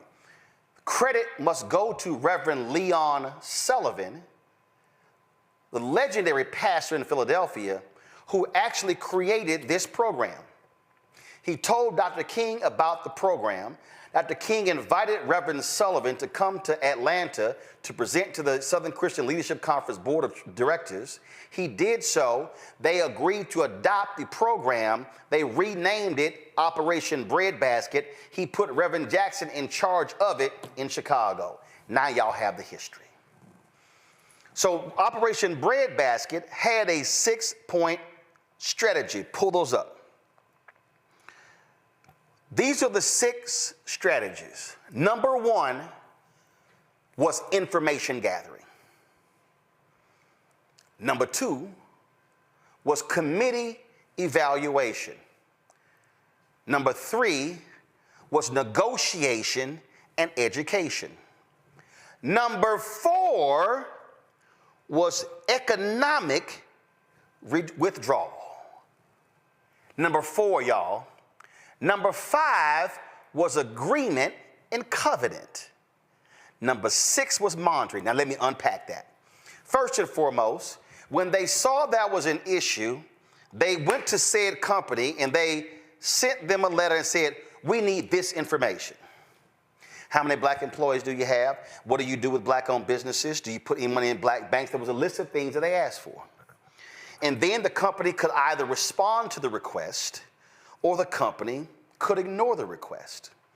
And so if the company responded to the request, then the Operation Breadbasket Committee then evaluated what they got back from the company.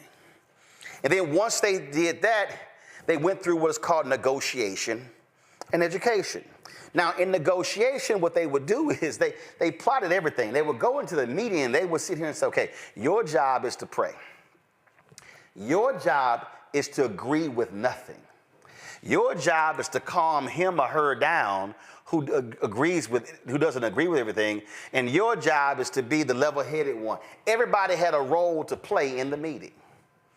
So they would go into the meeting, and then the company would either, no, we ain't doing that, or yes, let's move forward. If the company said, yes, let's move forward, they would skip to number 5. They would have an agreement with the company, establish a covenant bond, no different than David and Jonathan, a covenant, okay? Remember when in the Bible where Jonathan told David, anything happens to me, you take care of my family, told him that 3 times. They established a covenant, which meant that word is bond. Covenant was more important than even a signed contract. But they would sign an agreement. And then they would monitor that agreement by checking to make sure the company's doing what they were doing. But pull it up, y'all. Pull it up. Here's why number 3 is so important. The education piece. What they would do is they would go back to their churches and they would be educating the congregation about the company, about what they wanted, how the negotiations are going, how things are. So they were constantly educating them. They were constantly teaching them. And then if the negotiations broke down and they went to economic withdrawal, they would then launch pickets at strategic stores, not all at one time, and then ramp up from there. And the whole point was to keep folk from going into those stores. Now, pull it back up. Look at number 5, agreement, covenant. The outset, the committee established what is it that we want from this company. Come on back to me. If you read this particular book, they laid out in this book that they weren't just interested in the company hiring black employees. They wanted senior level black employees. They wanted entry-level black employees, but they also wanted black-owned company products on the shelves, shelf space. But I'm not done. They also wanted bank, that store to put money in black-owned banks. I'm not done. They also wanted that company to hire black-owned companies to do jobs. So if that company had trash pickup or if they had construction or whatever, they wanted black-owned companies hired. It was a multi-pronged strategy. That's one of the reasons you saw so many black millionaires come out of Chicago, because Breadbasket was forcing the companies in Chicago to do business with black people. Now, why am I saying this in relation to the call to boycott Target? Here is what I have not heard from any of the people who are yelling, boycott Target. What's the end game? What is it that we're asking Target to do? I get boycott, but what do we want? Are we saying, Target, if you do not recommit to spending $2 billion a year with black businesses, y'all, and that's just not people with the shelves. That's actually everywhere. That's catering companies, limousine companies, black-owned advertising, black-owned media advertising. That's the whole deal, doing business with black people. Target had announced they're going to spend, by 2025, $2 billion.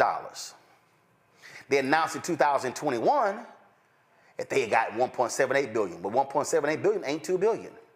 That's $220 million before you go. So, what's the end game? What is it that we're asking Target or Walmart or Ford or Toyota or any company, what are we asking of them? You don't launch a boycott until you know what you're asking for. You don't launch a boycott until you've educated your audience on what it is that we're actually doing. So now you have to factor in here. Now you have to factor in. See, here's the thing, y'all. I think a lot of people right now are rightfully responding with emotion. King said, you must channel anger into action. An economic boycott cannot be driven by emotion. It must be driven by strategy. That's what has to happen. And it can't just be, we're going to spread the word on social media. There's a whole bunch of people not on social media. So here's the question. If the boycott is going to start at Target on February 1st, have the organizers, and first of all, the question, who is the organizer? So is the organizer, all the organizers, Nina Turner's group, so that I showed y'all that Strike for All, that's her group, or is it somebody else? Like, who is it? Are we organizing picket lines at various stores? Now we also have to factor in that some Target stores have been placed in black communities where there are food deserts. See, I need us to be thinking. There are people who hit me earlier. They said, hey, there's some Target stores that are in rural areas. That's the only place in town. So the question then becomes, how do we properly execute a strategy? Now, here's the deal. And I'll pull this up here. Target, just so we understand something, and you got to understand money. Right now, I'm going to pull this up for y'all. This is understanding money. Target's stock price today closed at $142.50. Target's stock price was up 3.34% today. Come back. There's another figure that is important that you need to understand when you talk about corporations. That's the stock price. But then you have something called what is the market cap. This is Target's market cap, $65.3 billion. So Target's stock price is $142.50 as of today, and Target's stock price is $65.3 billion. It's market cap.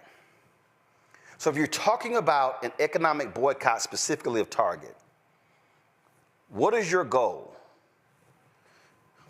Micro and macro. So just so you understand, when we talk about Target, I'm going to give you some numbers to put this thing in perspective because people don't get it. And I was communicating with several people. I was communicating with accountants. People were sending me data I'm trying to find. And people were emailing me. They were texting me. They were sending me. And one person ran some numbers, but utilizing AI. And here's what they said. 2022, Target did $109 billion in revenue. The black spending power was total $1.6 trillion. They said you could approximate that African Americans represent 10% of Target's overall revenue, which is $10.9 billion. This translates roughly to $29.9 million per day in sales from black consumers. Which means if all black people, we know that's not going to happen, but let's just say if all black people boycotted Target for one day, Target would lose $29.9 million in sales. If the boycott lasts 7 days, Target would lose $209 million. If the boycott of Target lasted 30 days, that means the losses for Target could reach $897 million. That's 30 days. That means that if the boycott starts February 1st, companies, publicly traded companies think in terms of quarterly reports. January, February, March is first quarter. April, May, June, second quarter. July, August, September, third quarter. October, November, December is the fourth quarter. So there are 2 months left in the first quarter. Publicly traded companies announce their earnings report in the second quarter about the first quarter. So it'll be in April or May. So if black folks collectively targeted Target over the next 60 days beginning February 1st, we could cause Target to lose $1.8 billion in sales. That means that stock price of Target, it's going to drop. That market cap, it's going to drop. How many of y'all remember when Snapchat changed their design? Do y'all remember that? Y'all remember when Snapchat did that? Well, a lot of folk forgot how influencers can change the game. Well, I never forgot that. Go to my iPad. Rihanna went on social media and she ripped the changes made to Snapchat, which caused Snapchat to lose $800 million in its stock price. Rihanna, by herself, the singer posted a statement on Instagram eviscerating the app for making light of domestic violence. Y'all, the value of Snapchat went down by $800 million after Rihanna did that. So what then happens? If black folks have a sustained boycott of Target that's ramped up, we could potentially cause Target to lose $500 million to almost $2 billion. And let me tell y'all something. If a company does $10 billion a year in revenue and they lose $1.8 billion, I can guarantee you there will be changes. Ain't no company trying to lose that. Now here's what's crazy. The reason these companies are ending their DEI strategies because white conservatives have been threatening them with economic boycotts. Robbie Starbuck, go on social media. He's been I'm gonna expose these companies for their woke policies, and these companies are freaking out. Target is freaking out because when the evangelicals, when the hard right-wing conservatives went after them for their LGBTQ displays, guess what that did? That caused Target's stock price to go down. It caused their market cap to go down. So Target is sitting here saying, we're going to cave to these anti-DEI folks because y'all ain't gonna do nothing. Y'all ain't gonna do nothing. So now what's happening is now we're left with a situation. There are more than 1,000 products on Target's shelves that are from black-owned or black-founded companies. So do we leave them hanging? There are some people who are suggesting that what we do is we do a buy-in at Target only of black-owned products. That if you go to Target, you only buy black-owned products. Others are suggesting that no, you buy nothing from Target. Those things are happening, and over the next week, we're going to be unpacking these things. But I wanted to walk people through this because I wanted our audience to understand that we cannot play lightly with this, because the fear that I have is what happened when Colin Kaepernick, when they called for, don't go to NFL games, stop watching.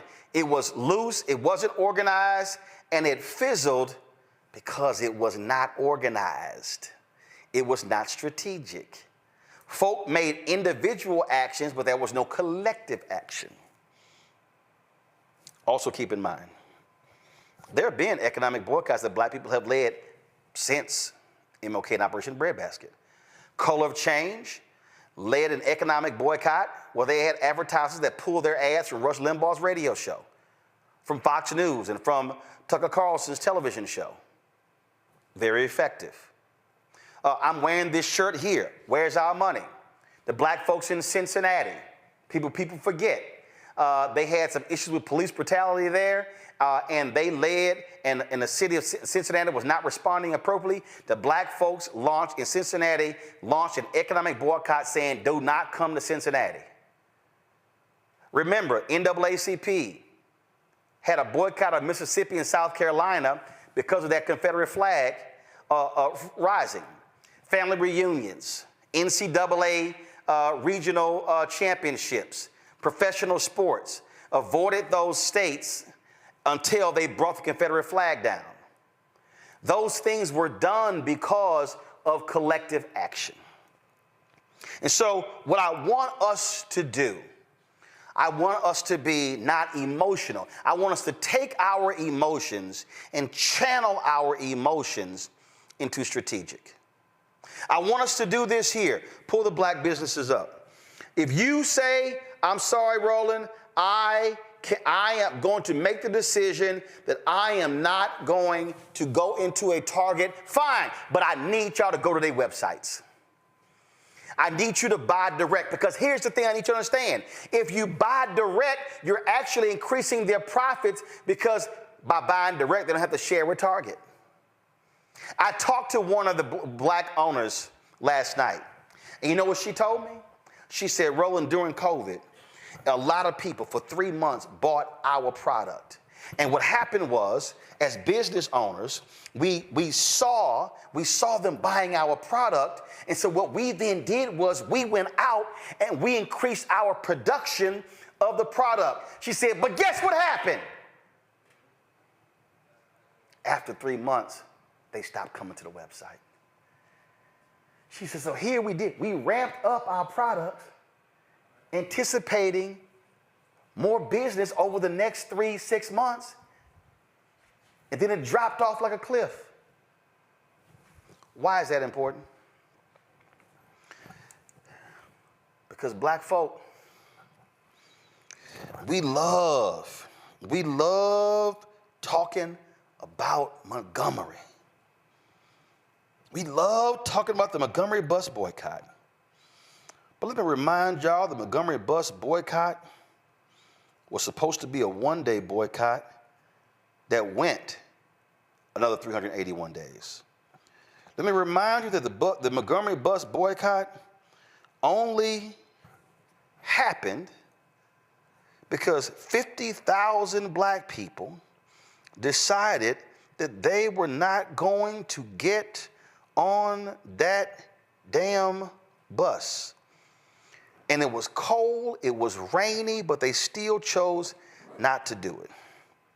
And see, y'all gotta understand, it's black conservatives out there laughing at y'all right now. Here's this little child, this little black MAGA girl, went to FAMU, right here, Sharice Lane. Yeah, I'm calling you out. Look at her. Y'all be back at Target by next month. Look at the Pastor Darrell Scott, another Trump MAGA. You mean next week? I've heard some others say it. Y'all ain't gonna do it. It ain't gonna last. This stuff ain't gonna work. It ain't gonna last. We heard all that. That will only come true if we do not do what King said, which means operate as a collective. What they have to say will come true if it means that what we do is that we do not have sustained action. What I mean by sustained action is, pull the list back up. What I mean by sustained action is, if you wear lipstick, stop buying it from MAC. Stop buying it from Sephora. Actually, go to thelipbar.com. Black Opal. Is it Black Opal? Desiree? I mean, buy Black Opal. If you're looking for wine, Vieri wine. If you say, you know what, I want water, right there. Drink Waterman water. Honey Pot. Now, Bevel was black founded, but it's now owned by Procter & Gamble.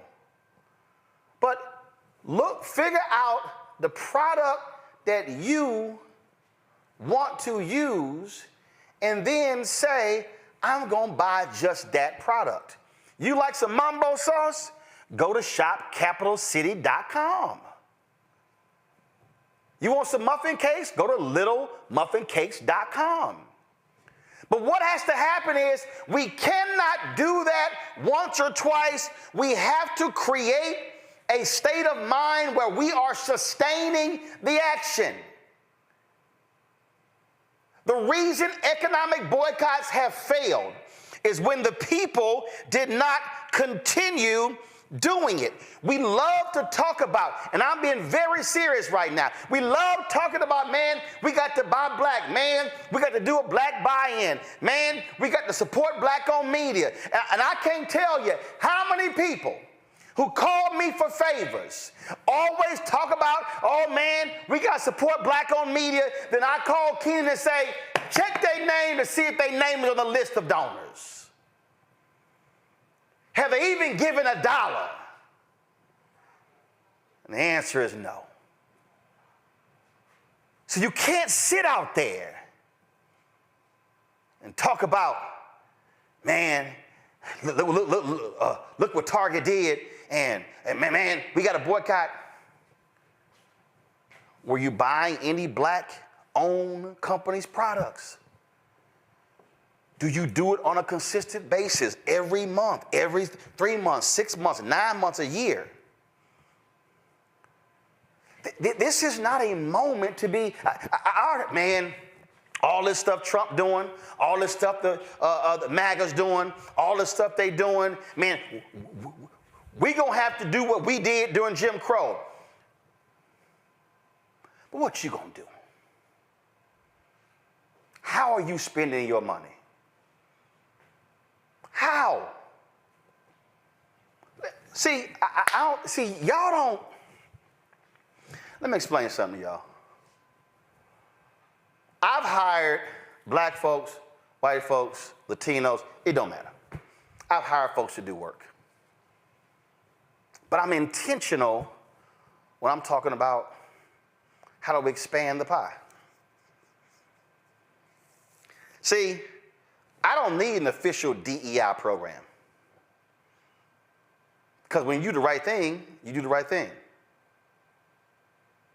And when you have people who understand how you operate, that's what you do. I'm just going to tell y'all this here. When we started this show, we had a handful of people. And when it came to our audio, we had 4 technicians, all of them white. And I was like, yo, we got to get some black people. Now, why was I saying that? I wasn't saying that solely for my show. Because I know what happens in Washington, D.C., how when crews are hired, how there are very few African Americans. And it was like, we got to get some other folk in the pipeline to create opportunities. Steve, to his credit, when the other Steve left, Steve took over, Steve said, I'm training some additional folk, including African Americans. I didn't tell him to do it, but he understood how we do this here, what the need was. It's called creating space, creating opportunities. So now when people are looking for audio technicians, we've created a place for people to learn how to do it, and now they can get opportunities. Same thing with being videographers. Same thing with being caterers. Same thing with being event planners. Same thing with being lighting company owners. I'm going on and on and on. The reason DEI programs even exist because corporations were not doing the job in the first place. DEI today is nothing before the mama and daddy of DEI is the Chief Global Diversity Officer. The mama and daddy of the Chief Global Diversity Officer is the Vice President for Community Affairs. That's what they were called in the 70s and 80s, and then it became Chief Diversity Officer, then Global Diversity Officer, then it morphed into DEI. That's what this thing is all about. And see, I am not interested in DEI programs returning where 75% of the people with DEI jobs are, frankly, white women. What I care about, are we going to lose supplier diversity programs, business diversity initiatives that create economic opportunities for black-owned companies to be able to participate in this multi-trillion-dollar economy? So if we're going to be sitting here talking about DEI and we're angry with what Walmart has done and Target and Toyota and Lowe's, what are we wanting to be done? Because there's going to be opportunity. And here's my last point before I go to my panel. You got to ask yourself this here. How did these companies over here, JP Morgan, Apple, Delta, American Airlines, United, Costco, and a couple of, how did these companies say we standing with DEI, but these didn't? I talked to a corporate leader today, and longtime black corporate leader. He said, you know what? He said, Roland, it's the lawyers. It's the lawyers in the room. He said, here's the reality. Quotas have been illegal. See, the Robbie Starbucks and these white conservatives, oh, no. Goals, that's just another phrase for a quota. No, it's not. Every company sets goals. There's not a company in America that does not set goals. There's not a company in America that does not say the kind of growth they want to see in their company year over year. And you know what they do? They set a percentage. It's the same thing. So we cannot allow these corporate lawyers to get skittish and scared and cause them to stand up. But it also requires board of directors to show some guts. Pull up Target's board of directors. The reason Target has rolled back their DI initiatives is because of these people right here. These people right here. Brian Cornell, David Abney, Douglas Baker, George Barrett, Gil Boudreaux, Robert Edwards, Switch, is that it? Donald Krause, Christine Leahy, Monica Lozano, Grace Puma, Derica Rice, Dimitri Stockton, is that it? This is their management team. Katie Boylan, Brett Craig, Kiera Fernandez, who I called today, hard as hell to reach her, couldn't reach her. Michael Fidelki, Rick Gomez, Christina Hennington, is that it? Melissa Creamer, Jim Lee, Gretchen McCarthy, Lisa Rose, Jill Sando, Mark Schindel, keep going. Kara Sylvester, Amy Tu, Pratt Vimena, Matt Zabel. I just showed you the board of directors and the management team. They are the ones who decided to roll back DEI. They need to answer why. How is it you, Target? How is it you, Walmart? How is it you, Toyota, Ford, Lowe's? How is it that y'all don't have the guts to stand up for inclusion, but other companies have? What's the difference? And if y'all want to get rid of the DEI program, but you still say we're committed, Target, to the $2 billion a year to black products, show me how. Folks, what we have to prepare for, and I've been warned, I've been screaming this for years. I've been saying this to civil rights leaders. Stop playing around. This thing is coming. I said in the aftermath of George Floyd's death, that this third reconstruction needs to last at least 20 years. Do not pull your foot off of folks' neck. But I'm going to tell y'all right now, our civil rights organizations, they did because they got too many corporate checks. And they got comfy and they got comfortable. What we need to understand is that MAGA and the right, they want to destroy the entire civil rights infrastructure. And if you destroy the civil rights infrastructure, you destroy the economic infrastructure that black people have been able to build. It is not perfect. It's not where it needs to be. It's not even close to that. But I would rather have what has been constructed than not to have it. And I'm telling y'all right now, if we do not respond with economic withdrawal in a smart, efficient, targeted, strategic manner, over the next 4 years, because you got no cover from the federal government, and that's going to now go to the states and now go to the counties, to the city and the school boards, you are destined to see an economic hurricane, tsunami, earthquake ravage black America because they are going to turn off the access to the contracts. And when they don't carry our products, you can't buy them, and those businesses can't grow and can't scale. And if our black-owned businesses can't grow and can't scale, we can't hire more people. If we can't grow and scale, we can't give our contributions to HBCUs and to churches and to black youth groups and other organizations. And then all of a sudden, if we can't grow and scale, we can't hire people. Those people now can't take care of their families, can't buy homes, can't pay for college tuition. I need everybody watching and listening to me to understand that what we are facing is literally the economic destruction of black America. That is not fear-mongering. That is not me trying to scare you. It is me stating an undeniable fact. And my man John Hope Bryan said the reason he loves math, because he said math doesn't lie. If you begin to freeze us out of the path to economic prosperity through jobs and contracts, there is no place to go. Julian, I want to start with you. You're an economist. Your thoughts on all of this?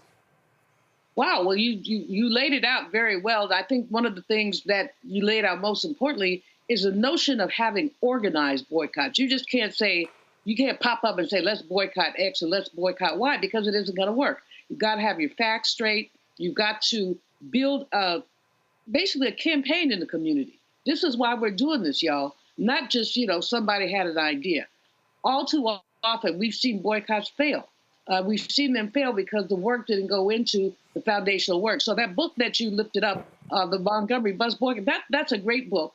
And I would advise people to check it out, mainly because it does do those 6 points. And you really are talking about not engaging, I'm going to boycott, but really looking at why you're boycotting. The other thing right now that I think is interesting is the notion of companies that merged, and so you have this interlocking thing. You say, I'm going to boycott Coca-Cola, but you go over and drink Dasani water. Well, it's the same thing. So we need to know more about corporate structures. I'm glad the sister put her stuff out there about her products and her brilliance in having multi-level platforms. But even with those, if we don't get the access that we need for contracts, for employment, for other things, we're going to be basically in a rough spot. And as you said, there are all these people who keep saying, they didn't think Trump was going to be that bad. Well, you found out, didn't you? And this is just week 1. And nobody's I'm glad you showed the board of Target. You saw the 2 black people and a couple people of color. But, everybody brown ain't down. And all of them are not necessarily affected by withdrawals from DEI. So what we have is a situation where we're living in an era of anti-blackness.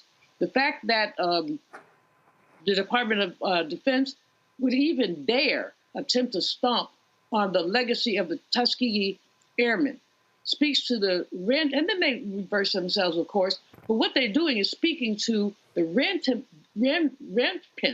disregard for Black people in this country. Rampant disregard for Black people. And so we have to be prepared. And you have been talking about this for a long time, Roland, as many other people have. John Hope Bryan is great on this issue. There are others who have talked about what we need to do with we have $1 trillion plus economy, Black economy. We can be very strategic and we can have people experience pain if we're willing to work in concert. The problem, as you said, the problem is that we don't work in concert as often as we should. I mean, we basically, there not to be that much separation between us in terms of strategy. But you've got this group going over this way, this group going over that way, this one not speaking to that one. That's not an effective way to construct a good economic boycott. We have, years ago, there's a brother down in New Orleans, I forgot his name, he owned a bank, Liberty Bank. And he said, we have everything we need in our community if we just talk to each other. Reverend Willie Barrow used to say, we're not so much divided as we are disconnected. Tell y'all, this is a time to get connected, because what's going on is if you don't get connected, what you're going to end up with is a decimated community. They've done it before. Economic envy is a powerful thing, Roland. They don't want to see us succeed. They want to re-enslave us. So you get rid of many of our historical markers. You get rid of the Department of Education. Why is that connected to the economy? Because then you have a bunch of ignorant people, they haven't been educated, who work for anything. They'll think the minimum wage is a good wage. And so decimating the Department of Education essentially lowers wages implicitly.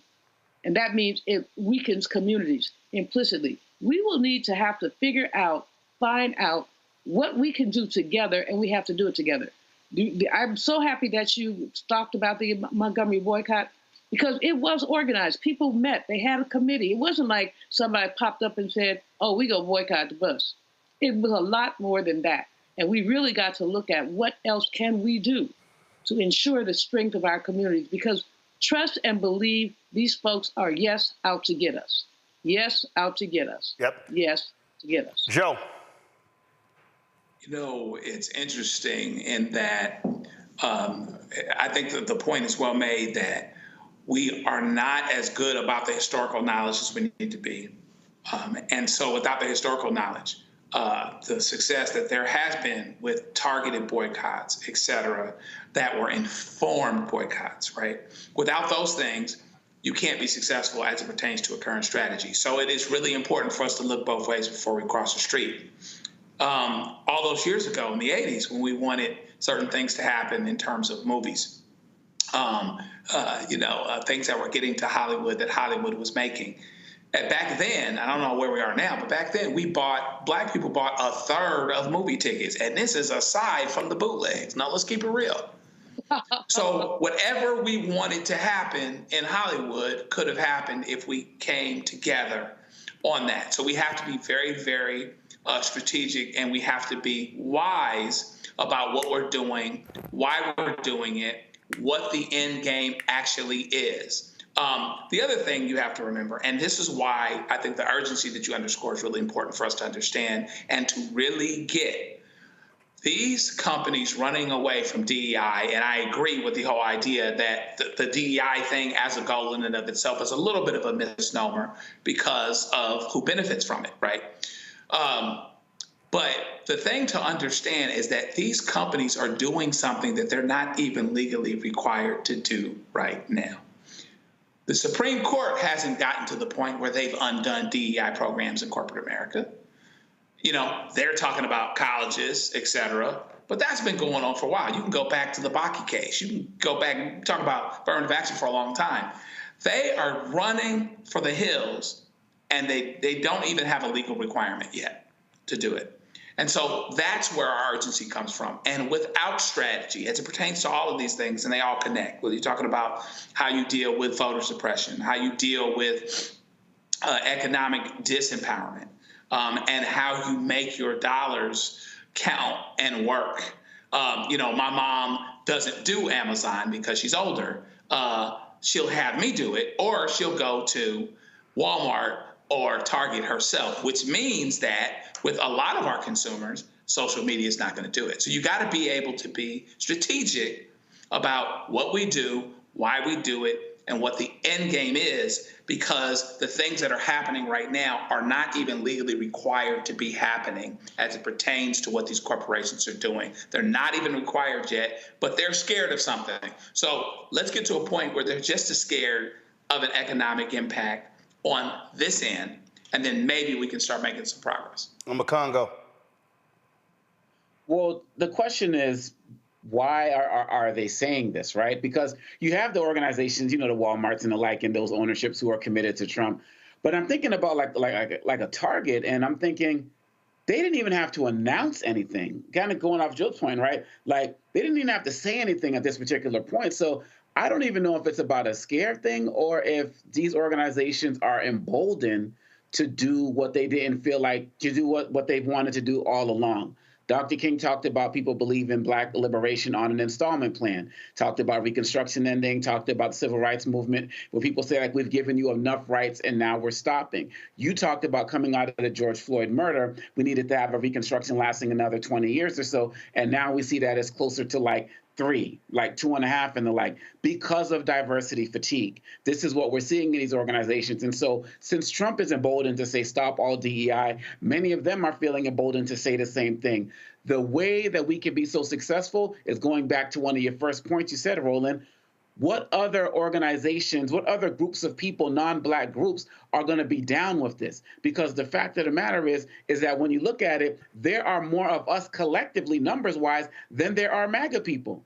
MAGA folks can't keep Target running and Toyota running and all of these other organizations and corporations, but collectively we all can. But I feel like these companies are emboldened enough to say that folks are not going to come together. They are not going to stand strong as it relates to demanding DEI. And so we can basically run rampant and do whatever we want. And it is up to us to prove them wrong. When you went on Instagram earlier today and said you were going to be doing this tonight, I put it on my story. I'm like, folks got to tune into this because so many people were just waiting for a plan. When I saw some organizations say we're going to take 90 days and come back with a plan, I'm like, why wasn't there already a plan in place given what Trump was already running on and what's been happening? Yep. So I respect you, Roland, for giving us a plan and a blueprint of where we should be going. And it doesn't take us that long to have to do it. So folks out there need to be listening to Roland right now, because not only is the institutional knowledge there, but the resources and the connections of Dr. Malvoz and all of us are there who can help us in this particular time. So thank you, Roland. Folks, this stuff is real. If you want to understand, and this is, y'all, education is so important, get Martin Depp's book. And I'm telling you, I know I've sold more copies of this man's book than he has. You can see how my book is worn. And the reason this is important because he literally details with the minutia, the actual forms, the data on how they target companies. And one of the things that he said in the book was that the greatest mistake that they made after they had those covenants, they didn't have enough people to monitor them. So what happened is they ended up making deals, but they didn't follow through to make sure they actually got it done. The book is called Operation Breadbasket, an untold story of civil rights in Chicago, 1966 to 1971, by Martin Depp.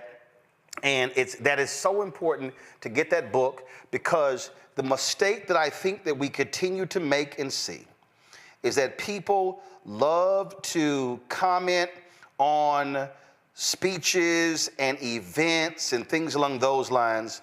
And what they don't do is they don't take the time to go in depth and to understand the strategy. They don't take the time to say, okay, how was this constructed? How was this done? How did they do it? Which gives you, frankly, the blueprint to then begin to follow. How did Color of Change do this? How did they get these advertisers to stop advertising on Rush Limbaugh's show? How did he get it? How did they get it done to stop? See, this is what has to happen. We've got to be operating in a constant state of information and education, and that, for me, I think is just our biggest struggle, is that we aren't doing that. And so I want us to do that. I want us to look at the data. I want us to look at how do we do this. I want us to look at how they achieve these things, because it's there. And look, I'm gonna tell you, but the onus also has to be on people who are watching. I spent a lot of time trying to educate our people on what was happening in the advertising business, and how black-owned media was getting screwed out of the money, and how black-owned media was not able to get the dollars. I mean, look, I laid these things out. And you know what? If I commented on something else that really wasn't that big of a deal, oh, trust me, I would see the likes and everything. But when I was talking about the money, folk were not listening. I reached out, so for me, I'm always looking at the strategy. This is a photo of me and Martin Depp at Rainbow Push when they announced Freddie Haynes. We were going to try to get him on the show. He said, listen, I'll move that fast. So I hit him last night. I want to get him on the show today. So Carol's going to try to work, because I think it's important us to hear from the people. Tomorrow, well, I forgot, one of y'all mentioned Montgomery Bus Boycott. I'm going to bring in my book of the sister who folks don't give any credit, because I want to explain to people the strategy of the Montgomery Bus Boycott. Because again, we cannot have folk running around talking about let's boycott Target, boycott these companies, if we don't understand the strategy, how they kept them together, how they planned it, how they organized it. All of that gives us, again, something to learn from today to move forward. And so that's what we're going to be doing all week. And so we're going to reach out to the folks with the strike organization, because I want to ask some questions I want to ask of them. I was talking to a pastor today, and they are organizing something different, where it's going to be, they're not calling it a boycott of Target, but they're calling it something else. So there are multiple things that are happening. But I do believe this. What Dr. King said, I agree with him 100%, when he said we must utilize economic withdrawal when it comes to these companies. And I want all of you who are listening to me to actually take the time, and I want you to go listen to that particular speech. I want you to listen to what he had to say. I want you to read the speech so you can actually hear when he laid this whole thing out.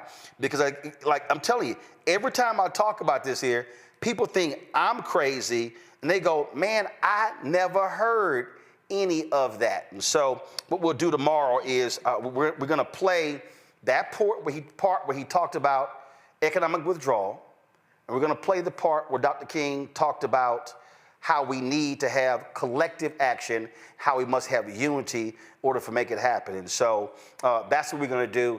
And so, y'all, this is why we don't waste our time with gossip and Real Housewives and all that kind of stuff, because there's enough of that mess out there in Black America. This is real. We're talking about billions and billions of dollars. Let me say that again, y'all. The federal government spent last year more than $600 billion on contract and services. Just the federal government. Black people got $10 billion of the $600 billion. In this space alone that we're in, media, almost $400 billion is spent every year on advertising, and Black-owned media gets 0.5 to 1%. We can go sector to sector to sector, and we can show you 0.5, 1.5, 2%. It does not mean it does not mean that we do not have the knowledge, the expertise, the smarts, the intellect. What we have not had is the opportunity to be able to access and show what we can do. And in America, if you want to understand America in a nutshell, only in America can you go from an esteemed, retired, 4-star general who was the Secretary of Defense to a Fox News host who's a white guy. That's America. And that's what we up against. Where they call the black guy 4 stars, led troops in command, a DEI hire, what they call an accused drunkard, a great choice. That is America. That is America. Joe, Julian Omokongo, I appreciate it. Thank you so very much. Folks, the work that we do is critically important. Your support is critically important for us to continue doing the work that we do. All of this costs money. All of this, the ability for us to travel around the country costs money as well. And so when you donate to this show, you are helping to propel a Black-owned media news and information network that, again, nobody else is doing.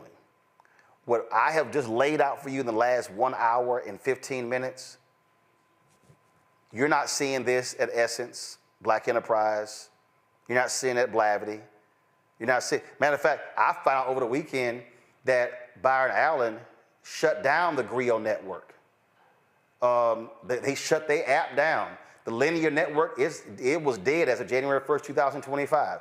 So the Griot sure as hell not doing it. It's us. It's us. You ain't having this conversation on Revolt. You ain't having this conversation on the Black Target Network like Aspire and Bounce. It's us. And in order for us to keep doing what we do, we got to fund us. So you want to give via Cash App, use the Stripe QR code that's hit right here on the screen.